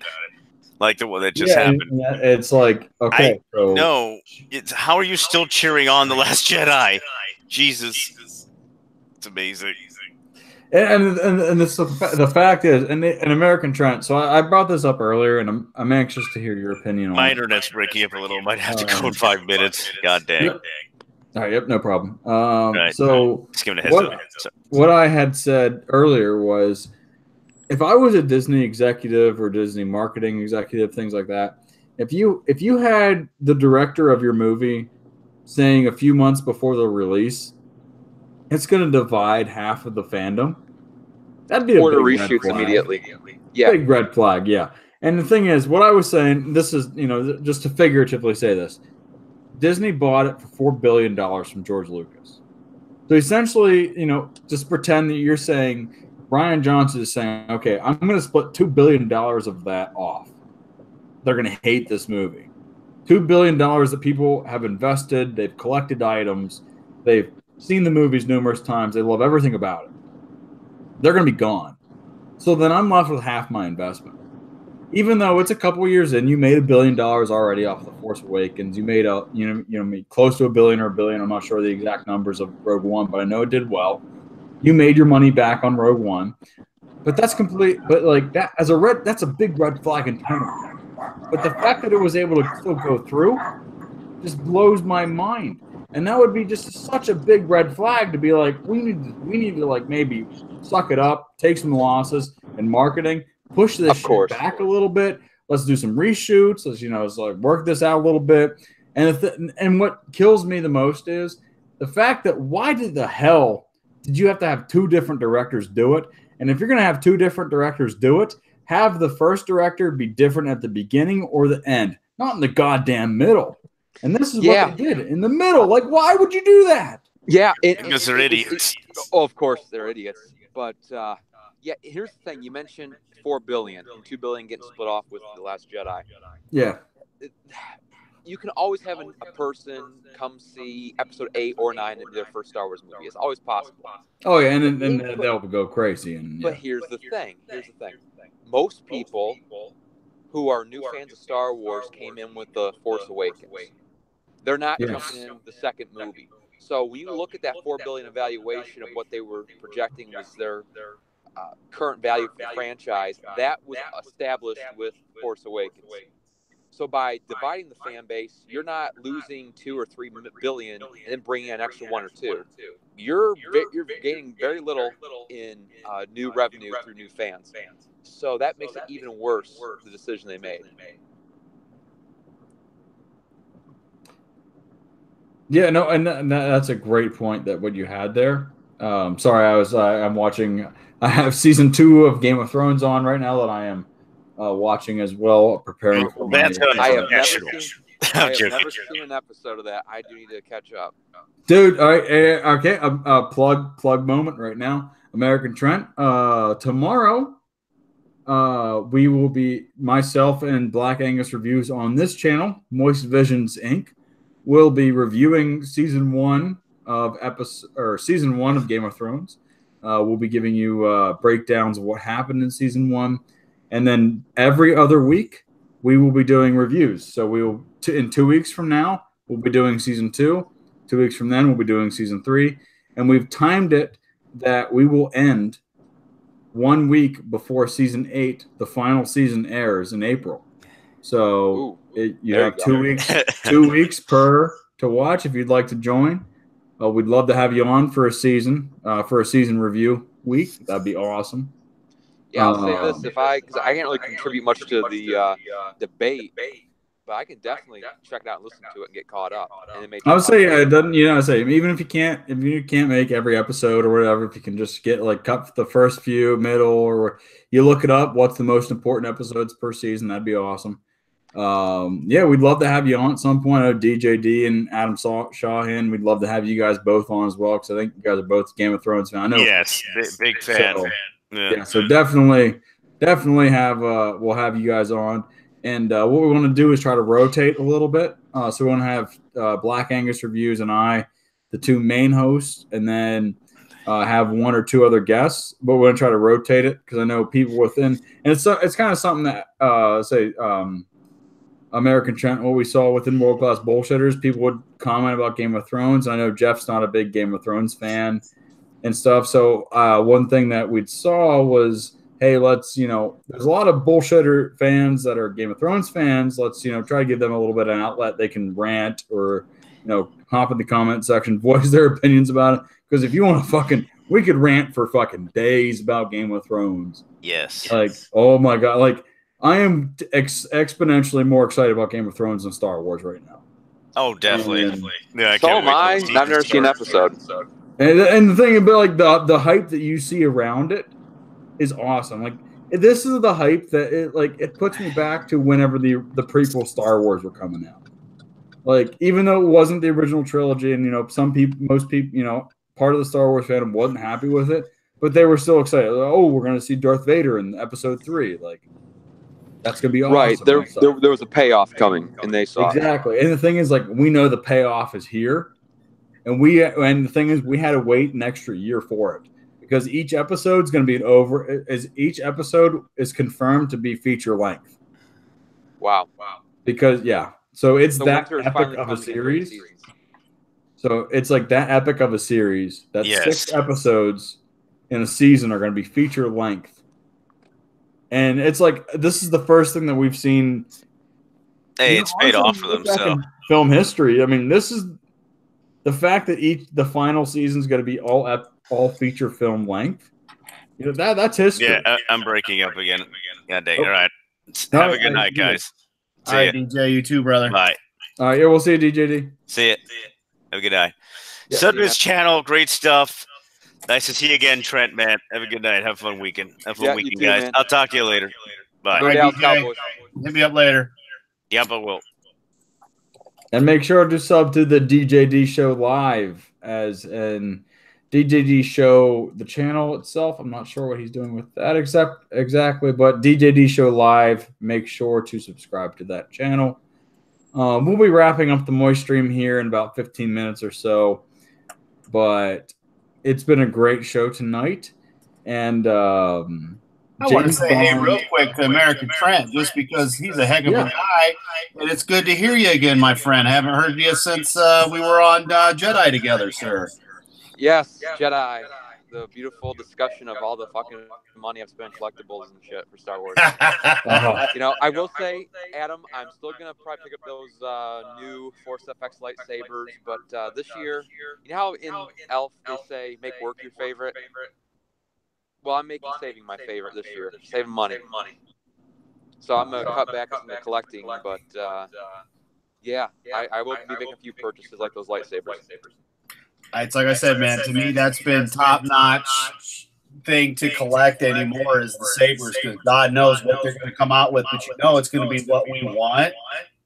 But we won't have the damn $250 just because it'll be right when we had to pay car insurance and house payment, and, you know, etc.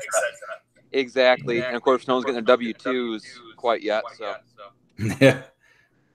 And then also, I said, so we're all here. We all collect comic books and stuff here? Yes. I have a few. Actually, I shouldn't say a few. Probably about 50 to 100 Star Wars comics and a few DC. Do you have like for the ones from the 1980s and stuff? Let's see. I got reprints, the original 78 comics. Reprints of them? Well, reprints mean like they were second. So they were. Put this way, they weren't the first. They came out in 78, but they weren't the first print. Okay, yeah. So what I was going to say, just kind of just to throw it out here, for those in the chat, I know there's not a whole lot listening right now, and that's totally okay. Please feel free, if you follow me on Twitter and stuff, direct message me, and at Superfan Adam Shawhead and American Trent, please do as well. There is a bookstore nearby where I live that has used comic books and new comic books that are, even the new ones that I've seen, that are some rare ones that are super fairly priced and super cheap. Some of them go for as low as like $1. So if you're trying to get like a full Deadpool collection, you need like Deadpool 2 and 3 or whatever, you can get them for like 50 cents or whatever. So please let me know. Not super chat, but like send me a DM or whatever, and maybe we can work something out on PayPal. It's like I'll buy them for you, like, and no upcharge or whatever. I'll just buy them for you and send them to you. No, hey man, I really do appreciate that. And one thing, I'm about to see a movie here. I'm right outside the theater, so I gotta go. Going to see. All right, well, hey, everybody, thanks American Trent for joining in. Be sure to keep an eye on what he has coming out later on this year. I will be obviously keeping Jeff and the guys in the loop, Adam, DJD, you yourself, Brandon, about what I'm doing with the channel. I do have to subscribe to your channel. I gotta get that subscription. What movie are you seeing, Quit? Oh, Bumblebee.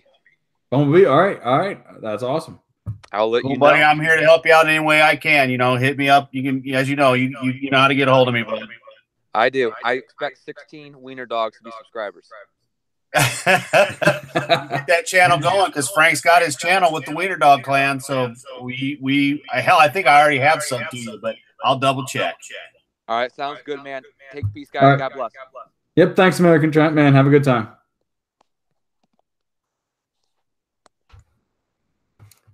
So, all right. Well, that was great to have American Trent come in here. That's who I was messaging earlier. That was saying like I got some messages here going on. Oh yeah. I knew I talked to Jeff earlier, and he had said he couldn't come on tonight, but at some point he probably will.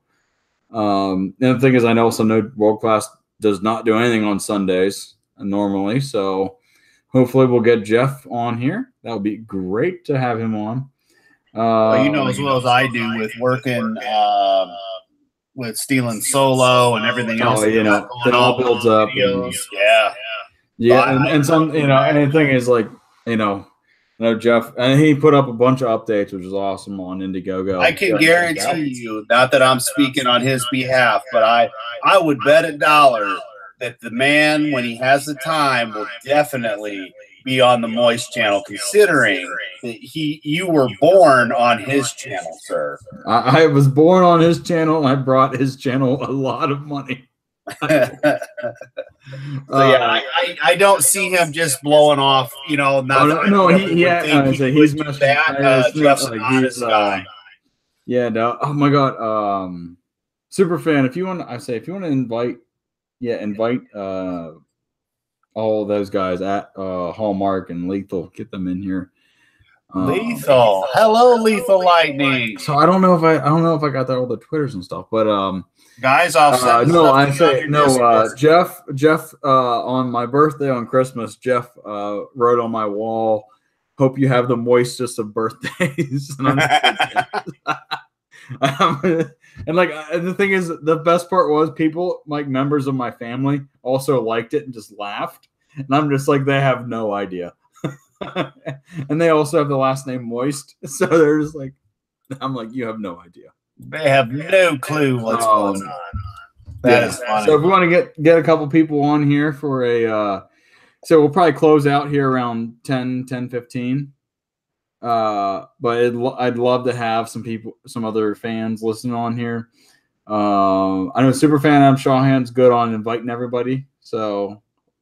Yep, even sent on his Twitter earlier, and Hallmark Jeremy, I will even Senna Dave, if you'd like to invite him. We can find out how to say it. Is it Senna Dave or Senna Dave? Dave. I'd love to end the show with some people that have been in the chat for a while, and we can just get their opinions on what they've heard tonight, what they've heard of the ultimate Moist story, the toilet paper battle, the TP battle, the battle of TP, battle for TP, Cole. And also, you can give me reviews on my new mic. I have a new mic. I'm not talking into the laptop anymore, and I think it sounds okay. Superfan, does it sound okay? Yeah. It sounds fine. I'm going to cheat, guys, since you're in the chat. There you go. Click that link. You got about a minute before I take it down. Yep. Boom, boom, boom, boom. 56, 55, 4, 53. Moist. M. O. I. S. T. And if you come in, I will give you a WWE listen. I will give you a WWE introduction. I feel like I did that good. Who did I get that? DJD. That was the WWE. Yeah, that was really good. Hey, I was just happy. If you guys want a WWE introduction, I will bring you into the ring, and you will be fighting for 4 rounds, 15 minutes. Yeah, and I got distracted. I had my phone turned off so I could watch the chat. So I had to check that out. But provided my phone does not turn off so I can watch the chat, I will give you a full WWE introduction. And we will get Las Vegas bettors betting the over or under or how long you will last. Well, I can tell you one thing that now I'm excited about. The fact that Trent might be doing something with his channel. That's just awesome. No, that is awesome. So, welcome. All right. Hello? We shall give our WWE introductions here. So, we have Hallmark and Lethal Lightning. So, coming out of corner number 1, we have the man who is the Lightning. He is the double L. He has yellow and yellow on his chest. He is the pride of Australia. He is the Lethal, the Lightning. What a fantastic intro. I feel like I should come in, cash in my money in the bank and, get some titles or something. And coming in from the right corner, it is the man who likes to watch channels that make your mothers cry. He might make you cry. It is the Hallmark channel, Jeremy. Can you smell what Hallmark is showing? Lightning and Hallmark, will you please touch your gloves and then fight? Round Let's one. get on. We're talking. All right, You're no need to going- fight on this channel. Welcome, You're going everybody, down, Lethal Under. Lightning, and welcome Hallmark channel, Jeremy. It is great to have you guys. How are you guys doing tonight? Oh, I'm I'm feeling rather moist right now, actually. Oh, that is awesome. Lethal, how are you doing, man? I'm moist as shit. I'm constantly moist, in all honesty, to be honest. But yeah, it's a good afternoon. It's not too hot anymore. There's actually some moisture in the air, and I don't know if that's actually the weather or what's going on here. But either way, I'm liking it. I mean, right now it's raining here on the east coast of the United States. It is moist here, so where I'm at, it is very moist. It's great. I'm glad to have you guys on here tonight. So you guys, if you've been listening in, we have been just kind of bullshitting about a lot of random shit. Hallmark, have you had a specific topic that you'd like to just rant about? No. I was saying that I'd love to do a political something sometime. Yeah, no, definitely. Yeah, I would love to do a political stream with you. I have experience on Capitol Hill and stuff, and in the middle of the whole political spectrum. So definitely would love to do that with you.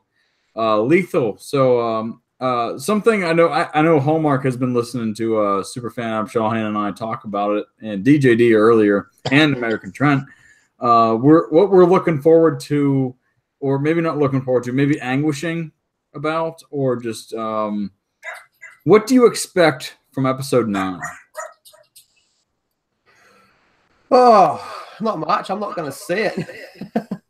Okay, all right. So say you were going to see it. Say you were going to see it. You know, I think it's going to be broken into 2 movies. Oh god, that's my biggest fear. That is honestly my biggest And then fear. it's no longer a trilogy, is it? That's my, it's like don't do a Harry Potter and don't do a Harry Potter Deathly Hallows. Do 1 and 2. Just please do 1 movie. Like, the 1 book was great and the 1 book was good. We don't need 2 movies. That is honestly, you have brought up my biggest fear, and I have not said that this entire cast. I commend you on that. Hallmark, what would you think if it was brought up in 2 parts? Well, here's what I'd like to see. They open up episode 9 with like a Force Vision montage type of thingy, and then Luke wakes up, hops the fuck in the damn X-Wing, and goes to Jakku before anything else happens from, like, meet up with Rey sometime before she heads off with Finn and does like, and it was kind of like Jedi- her having a vision or something. and does Jedi mind tricks out of her ass out of the blue from nowhere, Yeah. But Pretty much you want to be Adam retconned. Shawhan is laughing, and I'd like to hear all of the reasons why he's laughing. I still love my idea of, instead of doing 2 films, which if they were to let JJ do both of them and redo all the fuck ups, maybe. But I still like my original quote, which is we go back to Luke being handed the saber, and everything from The Force Awakens to The Last Jedi that we have seen up to that point was a Force dream. And he ignites that fucking saber, like, cuts her ass in half, goes and kills Kylo, goes and kills Snoke, turns it off, goes, "This is for the fans," drops the saber just like a fucking mic. The end. We're sorry. Here's my ideal episode 9.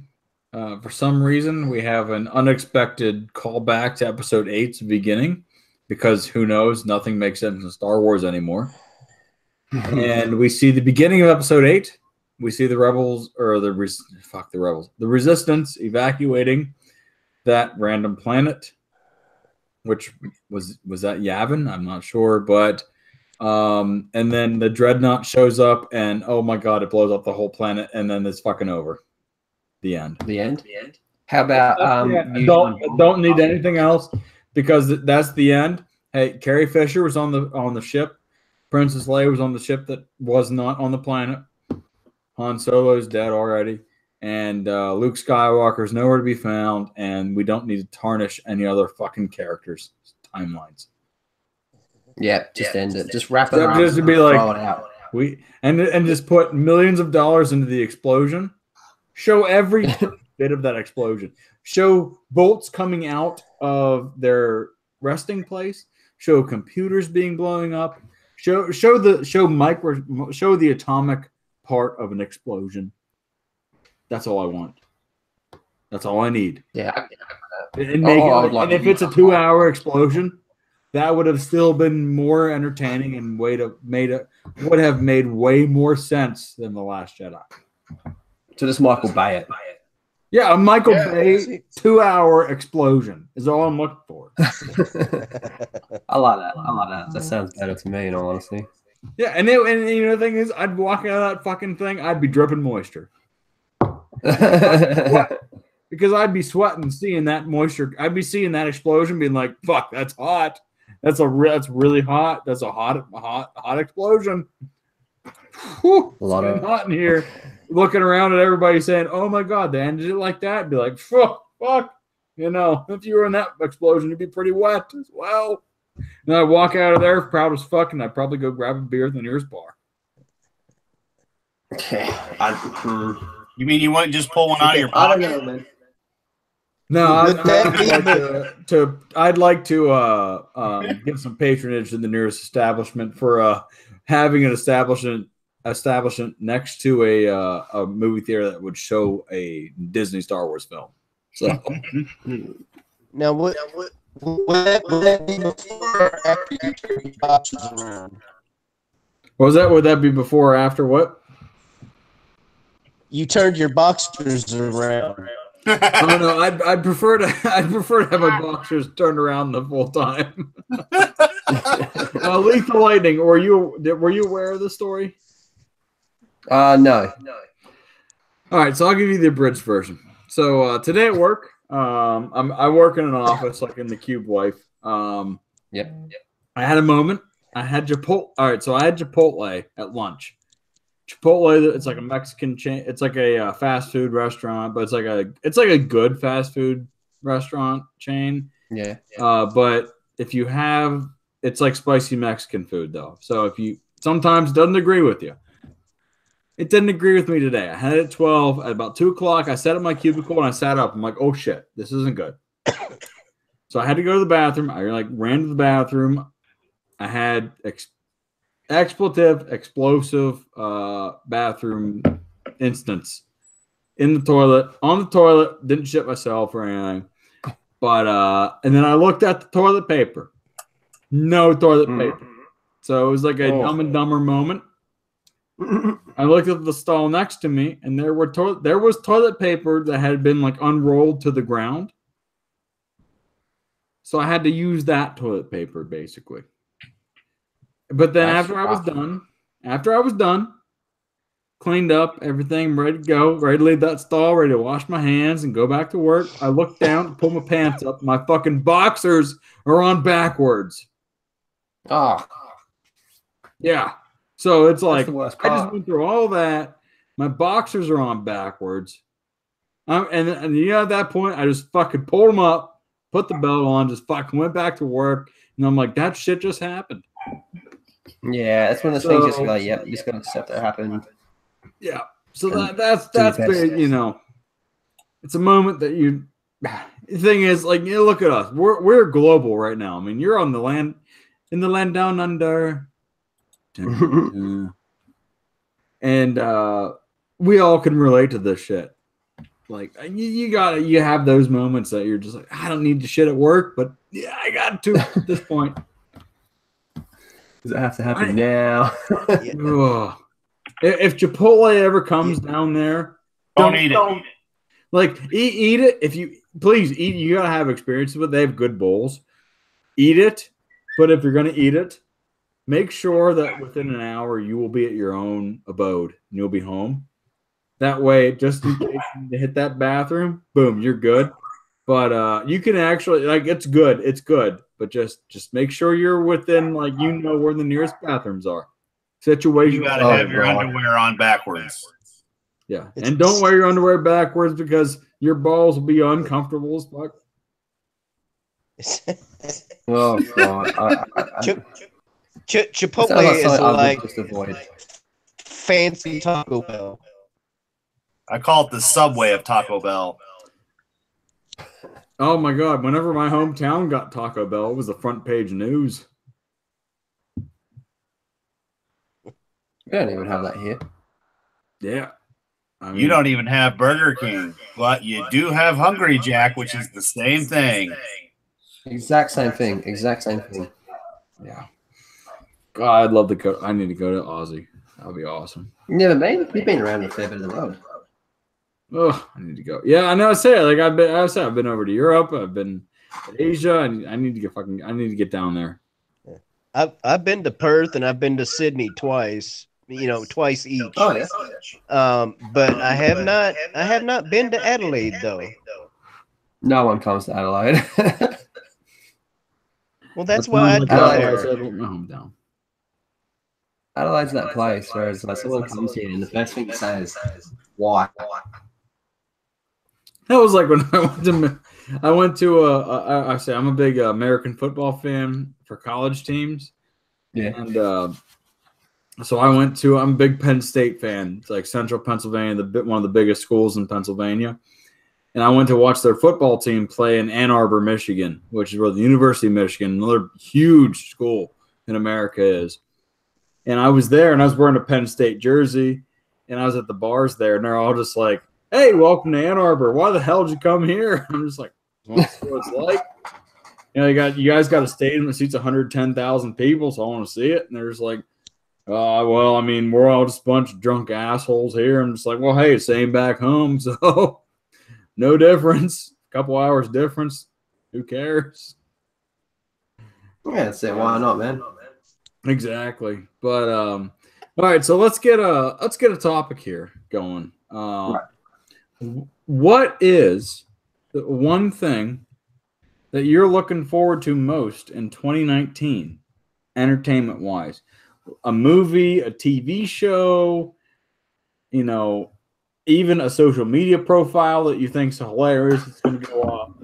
What are you looking forward to most in 2019? A video game called Kingdom Hearts 3 that comes out in about 24 days from now that I've been waiting for the better part of my entire life for. I had seen that Kingdom Hearts comes out. I've taken time off. I booked time off work to play. Lethal, you are a good man. I cannot. No, I love Kingdom Hearts. It's in my top 3 fandoms. And finally, we're getting number 3. Finally, it's said to wrap up everything. Lethal. I mean, I'm not a Kingdom. The Kingdom Hearts never played it, but I understand the fandom that you just expressed because I did the same with Red Dead Redemption 2. I took off 2 days of work so I could play it. So, I cannot wait for this. I cannot wait for this. Yeah. I'm 24 and I've been waiting for about 14 years for this game. Oh my god! I waited 8 years and I'm 25 for Red Dead 2. So hectic, isn't it? Oh my god! Well, the worst part is that all my kids are your guys' age. That's what's so fucking funny. But okay, well, Superfan, you have just put yourself on the spot. What are you looking forward to most in 2019 entertainment? Well, giggity. I tell you, there's a few things. I can't wait to see what Doomcock does this year, and I'm still excited as hell for Celebration since I'm supposed to get to hang out with the Moist and Proper Jeremy, not to mention world-class bullshitters, Geeks and Gamers, EVS. Everybody's going to be there. Odin's movie blog. That is what I am looking forward to this year. I was gonna say, so y'all in the chat, if y'all have the chance, I forget the actual dates of Star Wars Celebration. I know it's in April, but I think it's April. Is it May or is it April? April. I think it's like the 15th or something. I can't remember either. I was gonna say, yeah. I need to talk to y'all about getting my plane tickets and shit and the hotel stuff. But we are going to go out there. We're gonna have a good fucking time. I'm not going to Celebration, and I say you're not going, right, Superfan? It's going to hang out. I'm not going to the actual celebration part. Yeah, same here. So like. There's going to be a shitload of us that are not going to be going to actual Celebration, but we're going to be hanging out. We're just going to be bullshitting our way through Chicago, basically. And, we could not be more excited, and that we hope you guys enjoy us and join us. And if you're going, just please message us. Let us know where you're going, stuff like that. And that way we can all make sure we meet up. And then we can all hang out together. So, in the chat, just sent a link that has Star Wars Celebration. If you have any questions about it, please just link us, message us about it. We'll give you the details that we can at the point that we have. I know I'll be flying out, so I have not booked my flight yet. So I'm going to be waiting to get the best flight possible, and I should be able to look at flights right now for this year that are going to be good for a couple of the airlines that I want to use domestically. So I am planning right now on being in Chicago for at least the weekend, getting in on Friday morning, maybe heading out Sunday afternoon or Monday afternoon, but I plan on being there in Chicago for Star Wars Celebration so I can meet as many of you motherfuckers as possible. I'd love to meet as many of you guys as possible because I love you guys. It seems like there's hell people going there, man. Yeah, dude. Lethal, I know that'd be a fucking day-long flight for you. I'd love to fucking have you there, man. Oh, not this year, man. If I get down to the land down under, I will never call Australia. It is the land down under. Thanks what about to the great southern land. Give it into the land down under. He's our mate from the upside down, along with Mr. Peabody. I actually gave you a shout out earlier there, Lethal Lightning. Jim, you always do. Hey, I have to, man. If I'm going to talk about my mates from the down under, you're one of the two. And as a super fan, of course, I am going to plug the shows that I'm on, the channels that we love to watch, that the Wiener Dog Clan are entertained by. And, that's just part of the gig. But you're a good guy. You have great entertainment. You're better than the entertainment that they push on TV. So fuck them. Go check out the Lethal Lightning channel. You're already here on Brandon Boyce's channel because he rules. And you got to check out good old Hallmark channel Jeremy's as well because he's got some really good reviews on his channel. I didn't know he uploads. Another good Australian to look as Obi-Wan Reviews. Yeah, he's cool. He if you guys don't know, he reviews beer and then he sings a song afterwards. It's hilarious. That would be awesome. Yeah, because it's like bless his heart. He's probably tone deaf as a mofo when you listen to him. But anyway, first things first, Mr. Shawhan.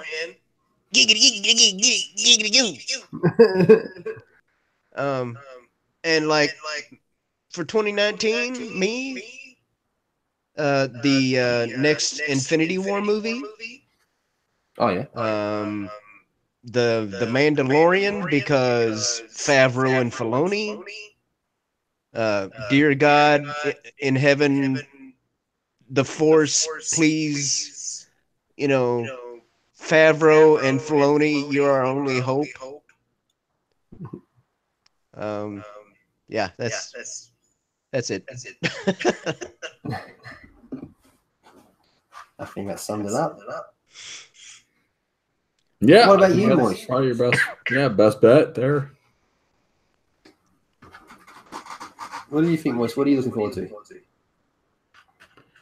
I'm looking forward to Avengers Endgame. Yep. That's probably about it, honestly. Star Wars Episode 9, I have no expectations. I am just like completely a blank scope or a blank space going into seeing Star Wars 9 when I do see it. I refuse to see it on opening weekend. I will see it in the theaters because I feel like on the channel I will have to see it, and I will see it. Well, if you have no expectations, they can't subvert them. Yeah, but the thing is, honestly, it's just like I'm numb to them at this point. I'm numb. Oh, and for the record, I will go see Episode 9, but I'm gonna do the old pay for a different movie thing. Yeah. And if I could welcome someone who is making their first appearance on the Moist Cast, the final FriYAY Moist Cast, it is the God of Thor.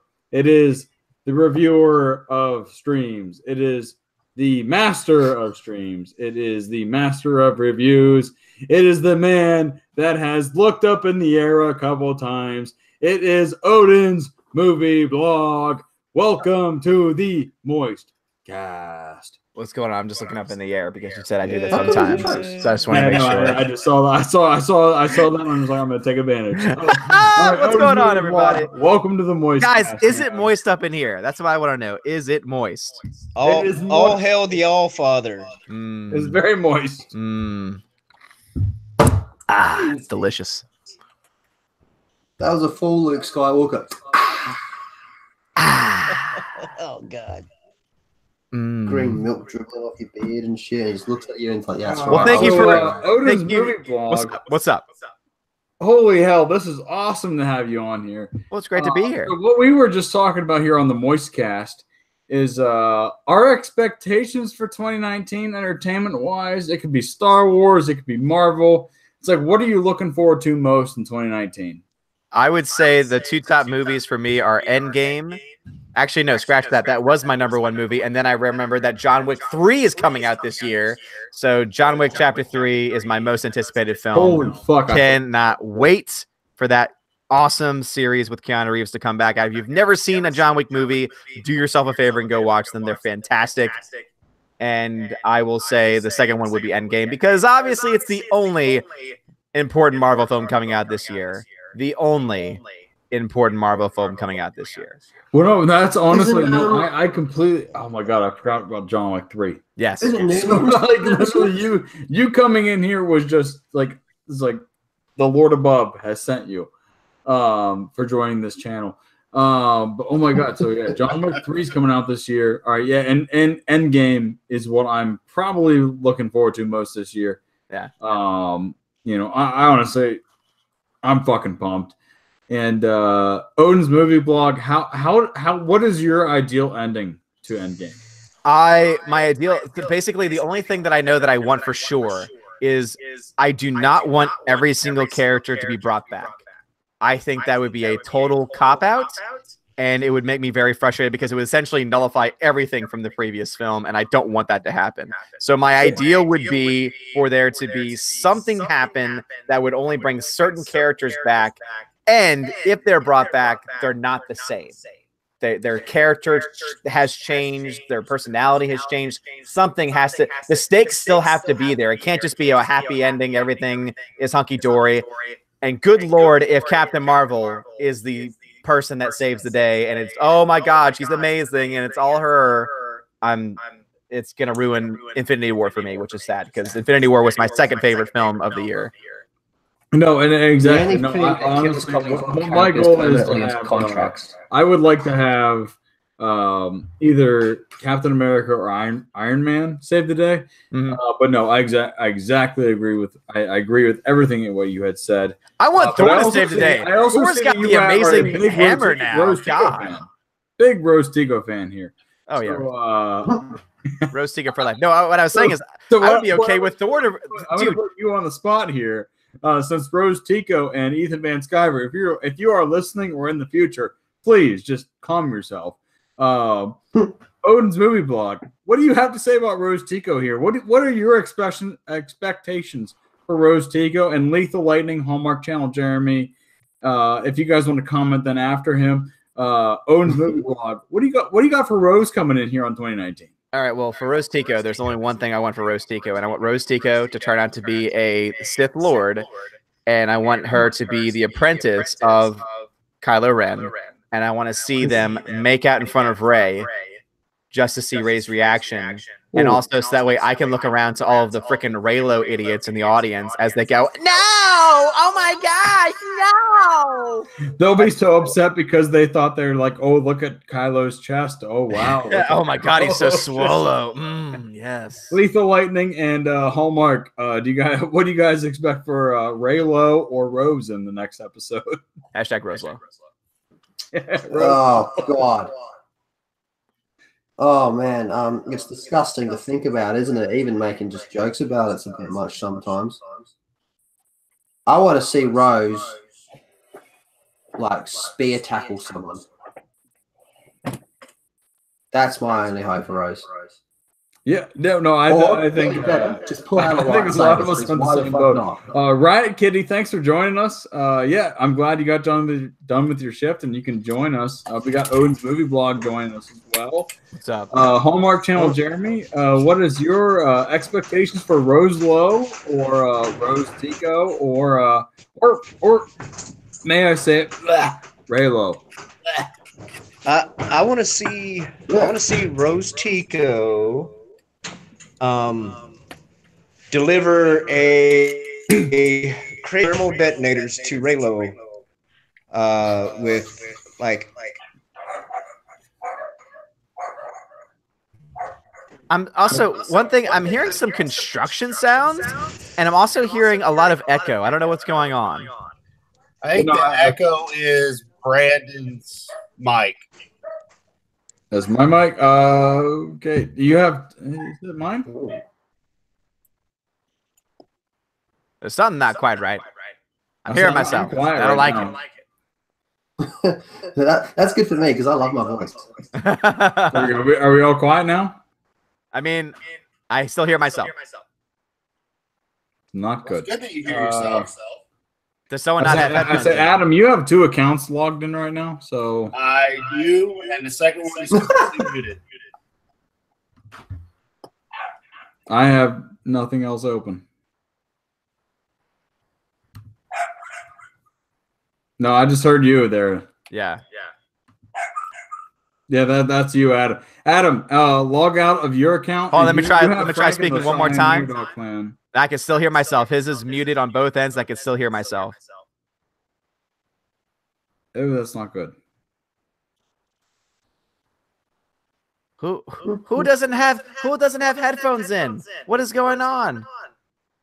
I have been broadcasting all night and I have not had a problem. All right, well, it must be me. I just wanted to stop by and say hi anyway because I'm actually about to jump on a stream myself because I got a lot of tension to get out. I would say, well, I say, Odin, thank you for joining me, man. This has been fucking incredible. Of course, and I'm sorry that it's not a better night for that I can stay on a little bit longer and that we're having these issues. Just before you leave, yeah, what's up? I say this is the no longer the Brandon Moist channel. It is now branded as Moist Visions Inc. Okay. And in the next year, we're going to be doing gaming. We're going to be doing pop culture. I have a couple people I'm going to be collaborating with. And I'd love to have you on anytime. You're welcome. Sure thing, man. And so this is the end of the FriYAY Moist Cast. The FriYAY Moist Cast will be moving to Sundays, Sunday afternoon, because we're not going to interfere with too many other streams and channels. Okay. So then we're gonna be having a good time. We can just bullshit, and talk pop culture. Just message me and let me know what day would be a good day for me to come on, and then I will put it in my schedule, and then I can be officially on and not just jumping on and off. Hey, I'm just glad that you did. Thank you for jumping in and joining us. Of course, Adam. Yes. All right. Thanks, man. Thanks, all Logan. right. Thanks for all coming. All right, y'all have a good one. Yep. Thanks. All right. Take care, Aaron. Good man. All right. I did not expect that. That was awesome.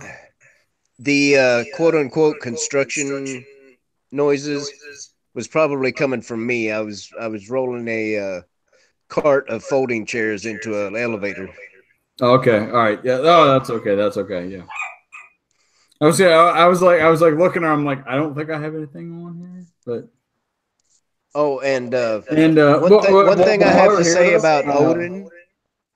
Before we get into that, I want to say, Riot Kitty, I want Rose to deliver a main character speech and get blasted immediately afterwards. And yeah, wouldn't hate that. Getting choppy. Everybody here? Yep. Yeah, we're here. Did y'all hear me? I sure did. Sheesh, the fucking Joker there. Holy hell. Got a little choppy there for a second.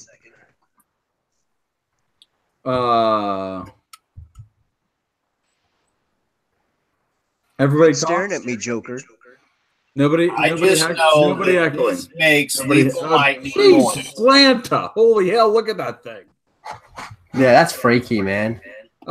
Speaking of freaky, should I do? I was planning on doing a big moisture announcement tonight. Should I do it now or not? I reckon you should. Man. Well, I don't know. How moist is it? I say so. The moisture announcement. I have announced. I have said this on other streams. I am planning on writing. I'm not planning. No, fuck that. I am writing a novel, and it's a horror novel. And I was planning on announcing the title of it tonight. Oh, I have 30 to 50 pages written right now, just handwritten. Shit. And handwritten as in like I have also just went back and just like scratch off stuff and rewritten stuff. The novel will be called 519 Richard. Mm-hmm. It will be called 519 Richard because that is the name of the house or the address of the house, a fake address, I should say, of the house that was at the end of the party street at the school that I went to in South Central Pennsylvania. There was a big party street and there was a creepy as fuck house at the end of that street. What I'm doing is writing a novel about that house.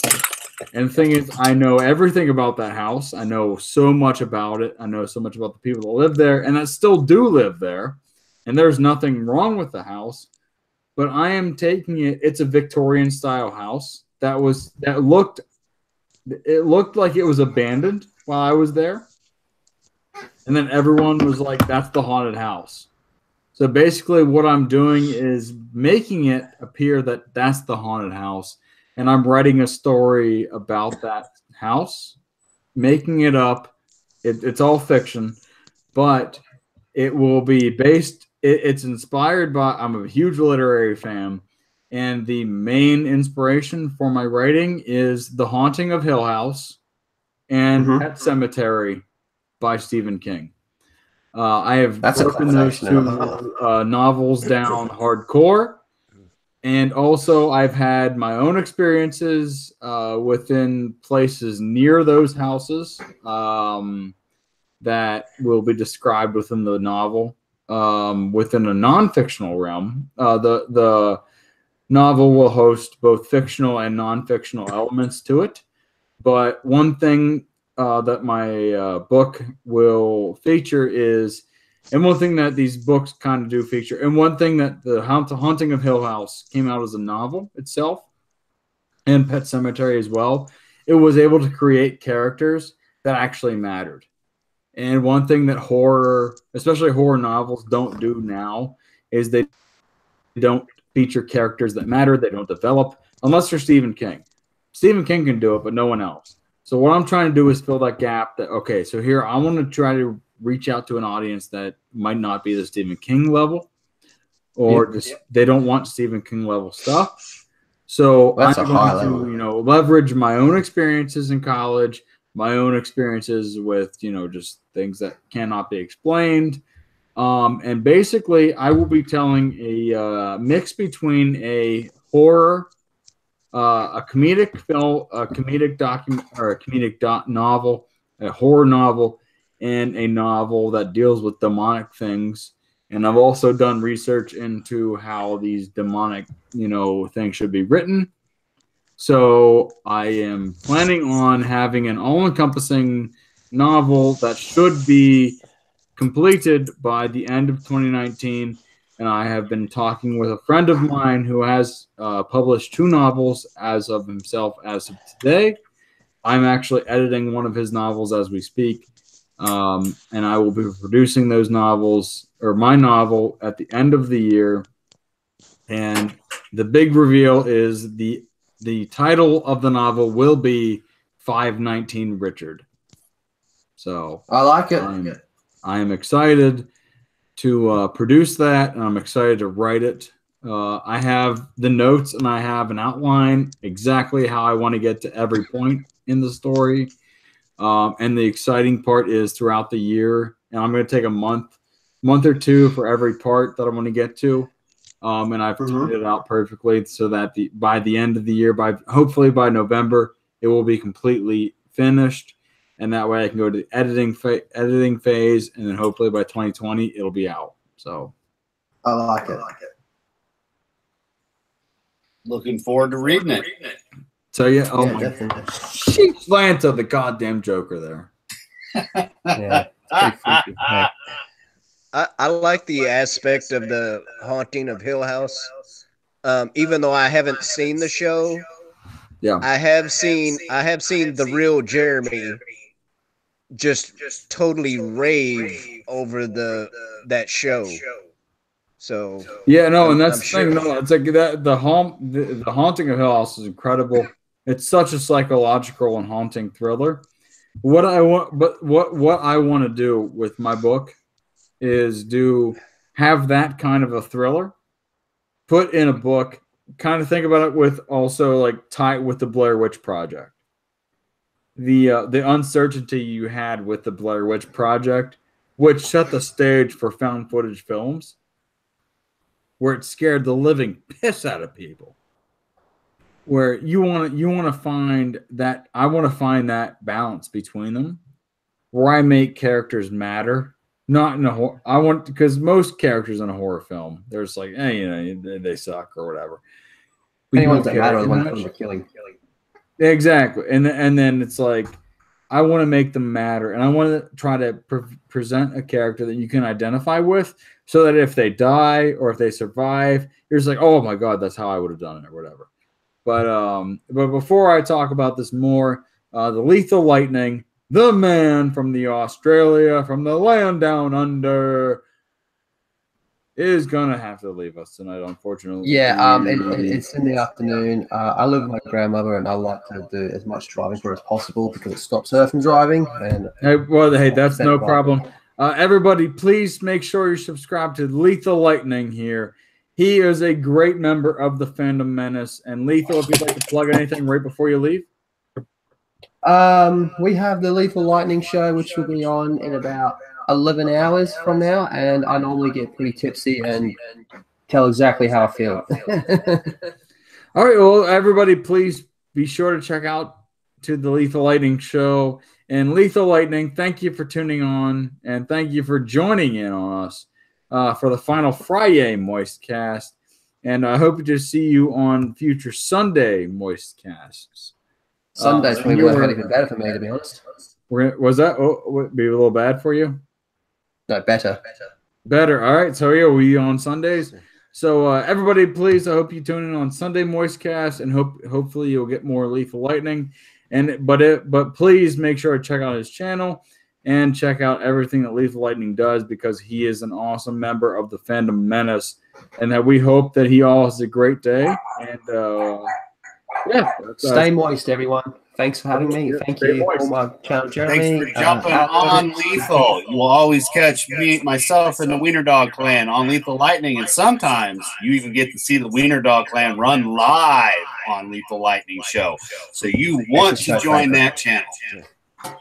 Stay All right, thick, guys. Lethal. Thank you. Always. All right, take care, guys. All right, take care, mate. Like. All right, so we are down to the 3. So I think what time is it right now? It's oh my god, it's 10:30, almost 10:30. Let's get ready to wrap this up here. Hallmark Channel, Jeremy, is there anything you'd like to plug here before we wrap up? I mean, I'm just a fledgling little, I think I've got 31 subscribers. I've made like 5 or 6 videos. Today What have your videos? Talk about what your videos are about and what you plan to do. Well, my introductory video, I pretty much announced, like veterans issues. Since I'm a veteran, entertainment stuff like a lot of us here do. Sports, and exactly, and I think too, life in general, Well, I think too, with what Hallmark Channel, Jeremy, and I know a couple of my listeners that have chimed in. They have a veteran's perspective, and Hallmark Channel, Jeremy, has a veteran's perspective that you all should listen to, and that you all should take into consideration.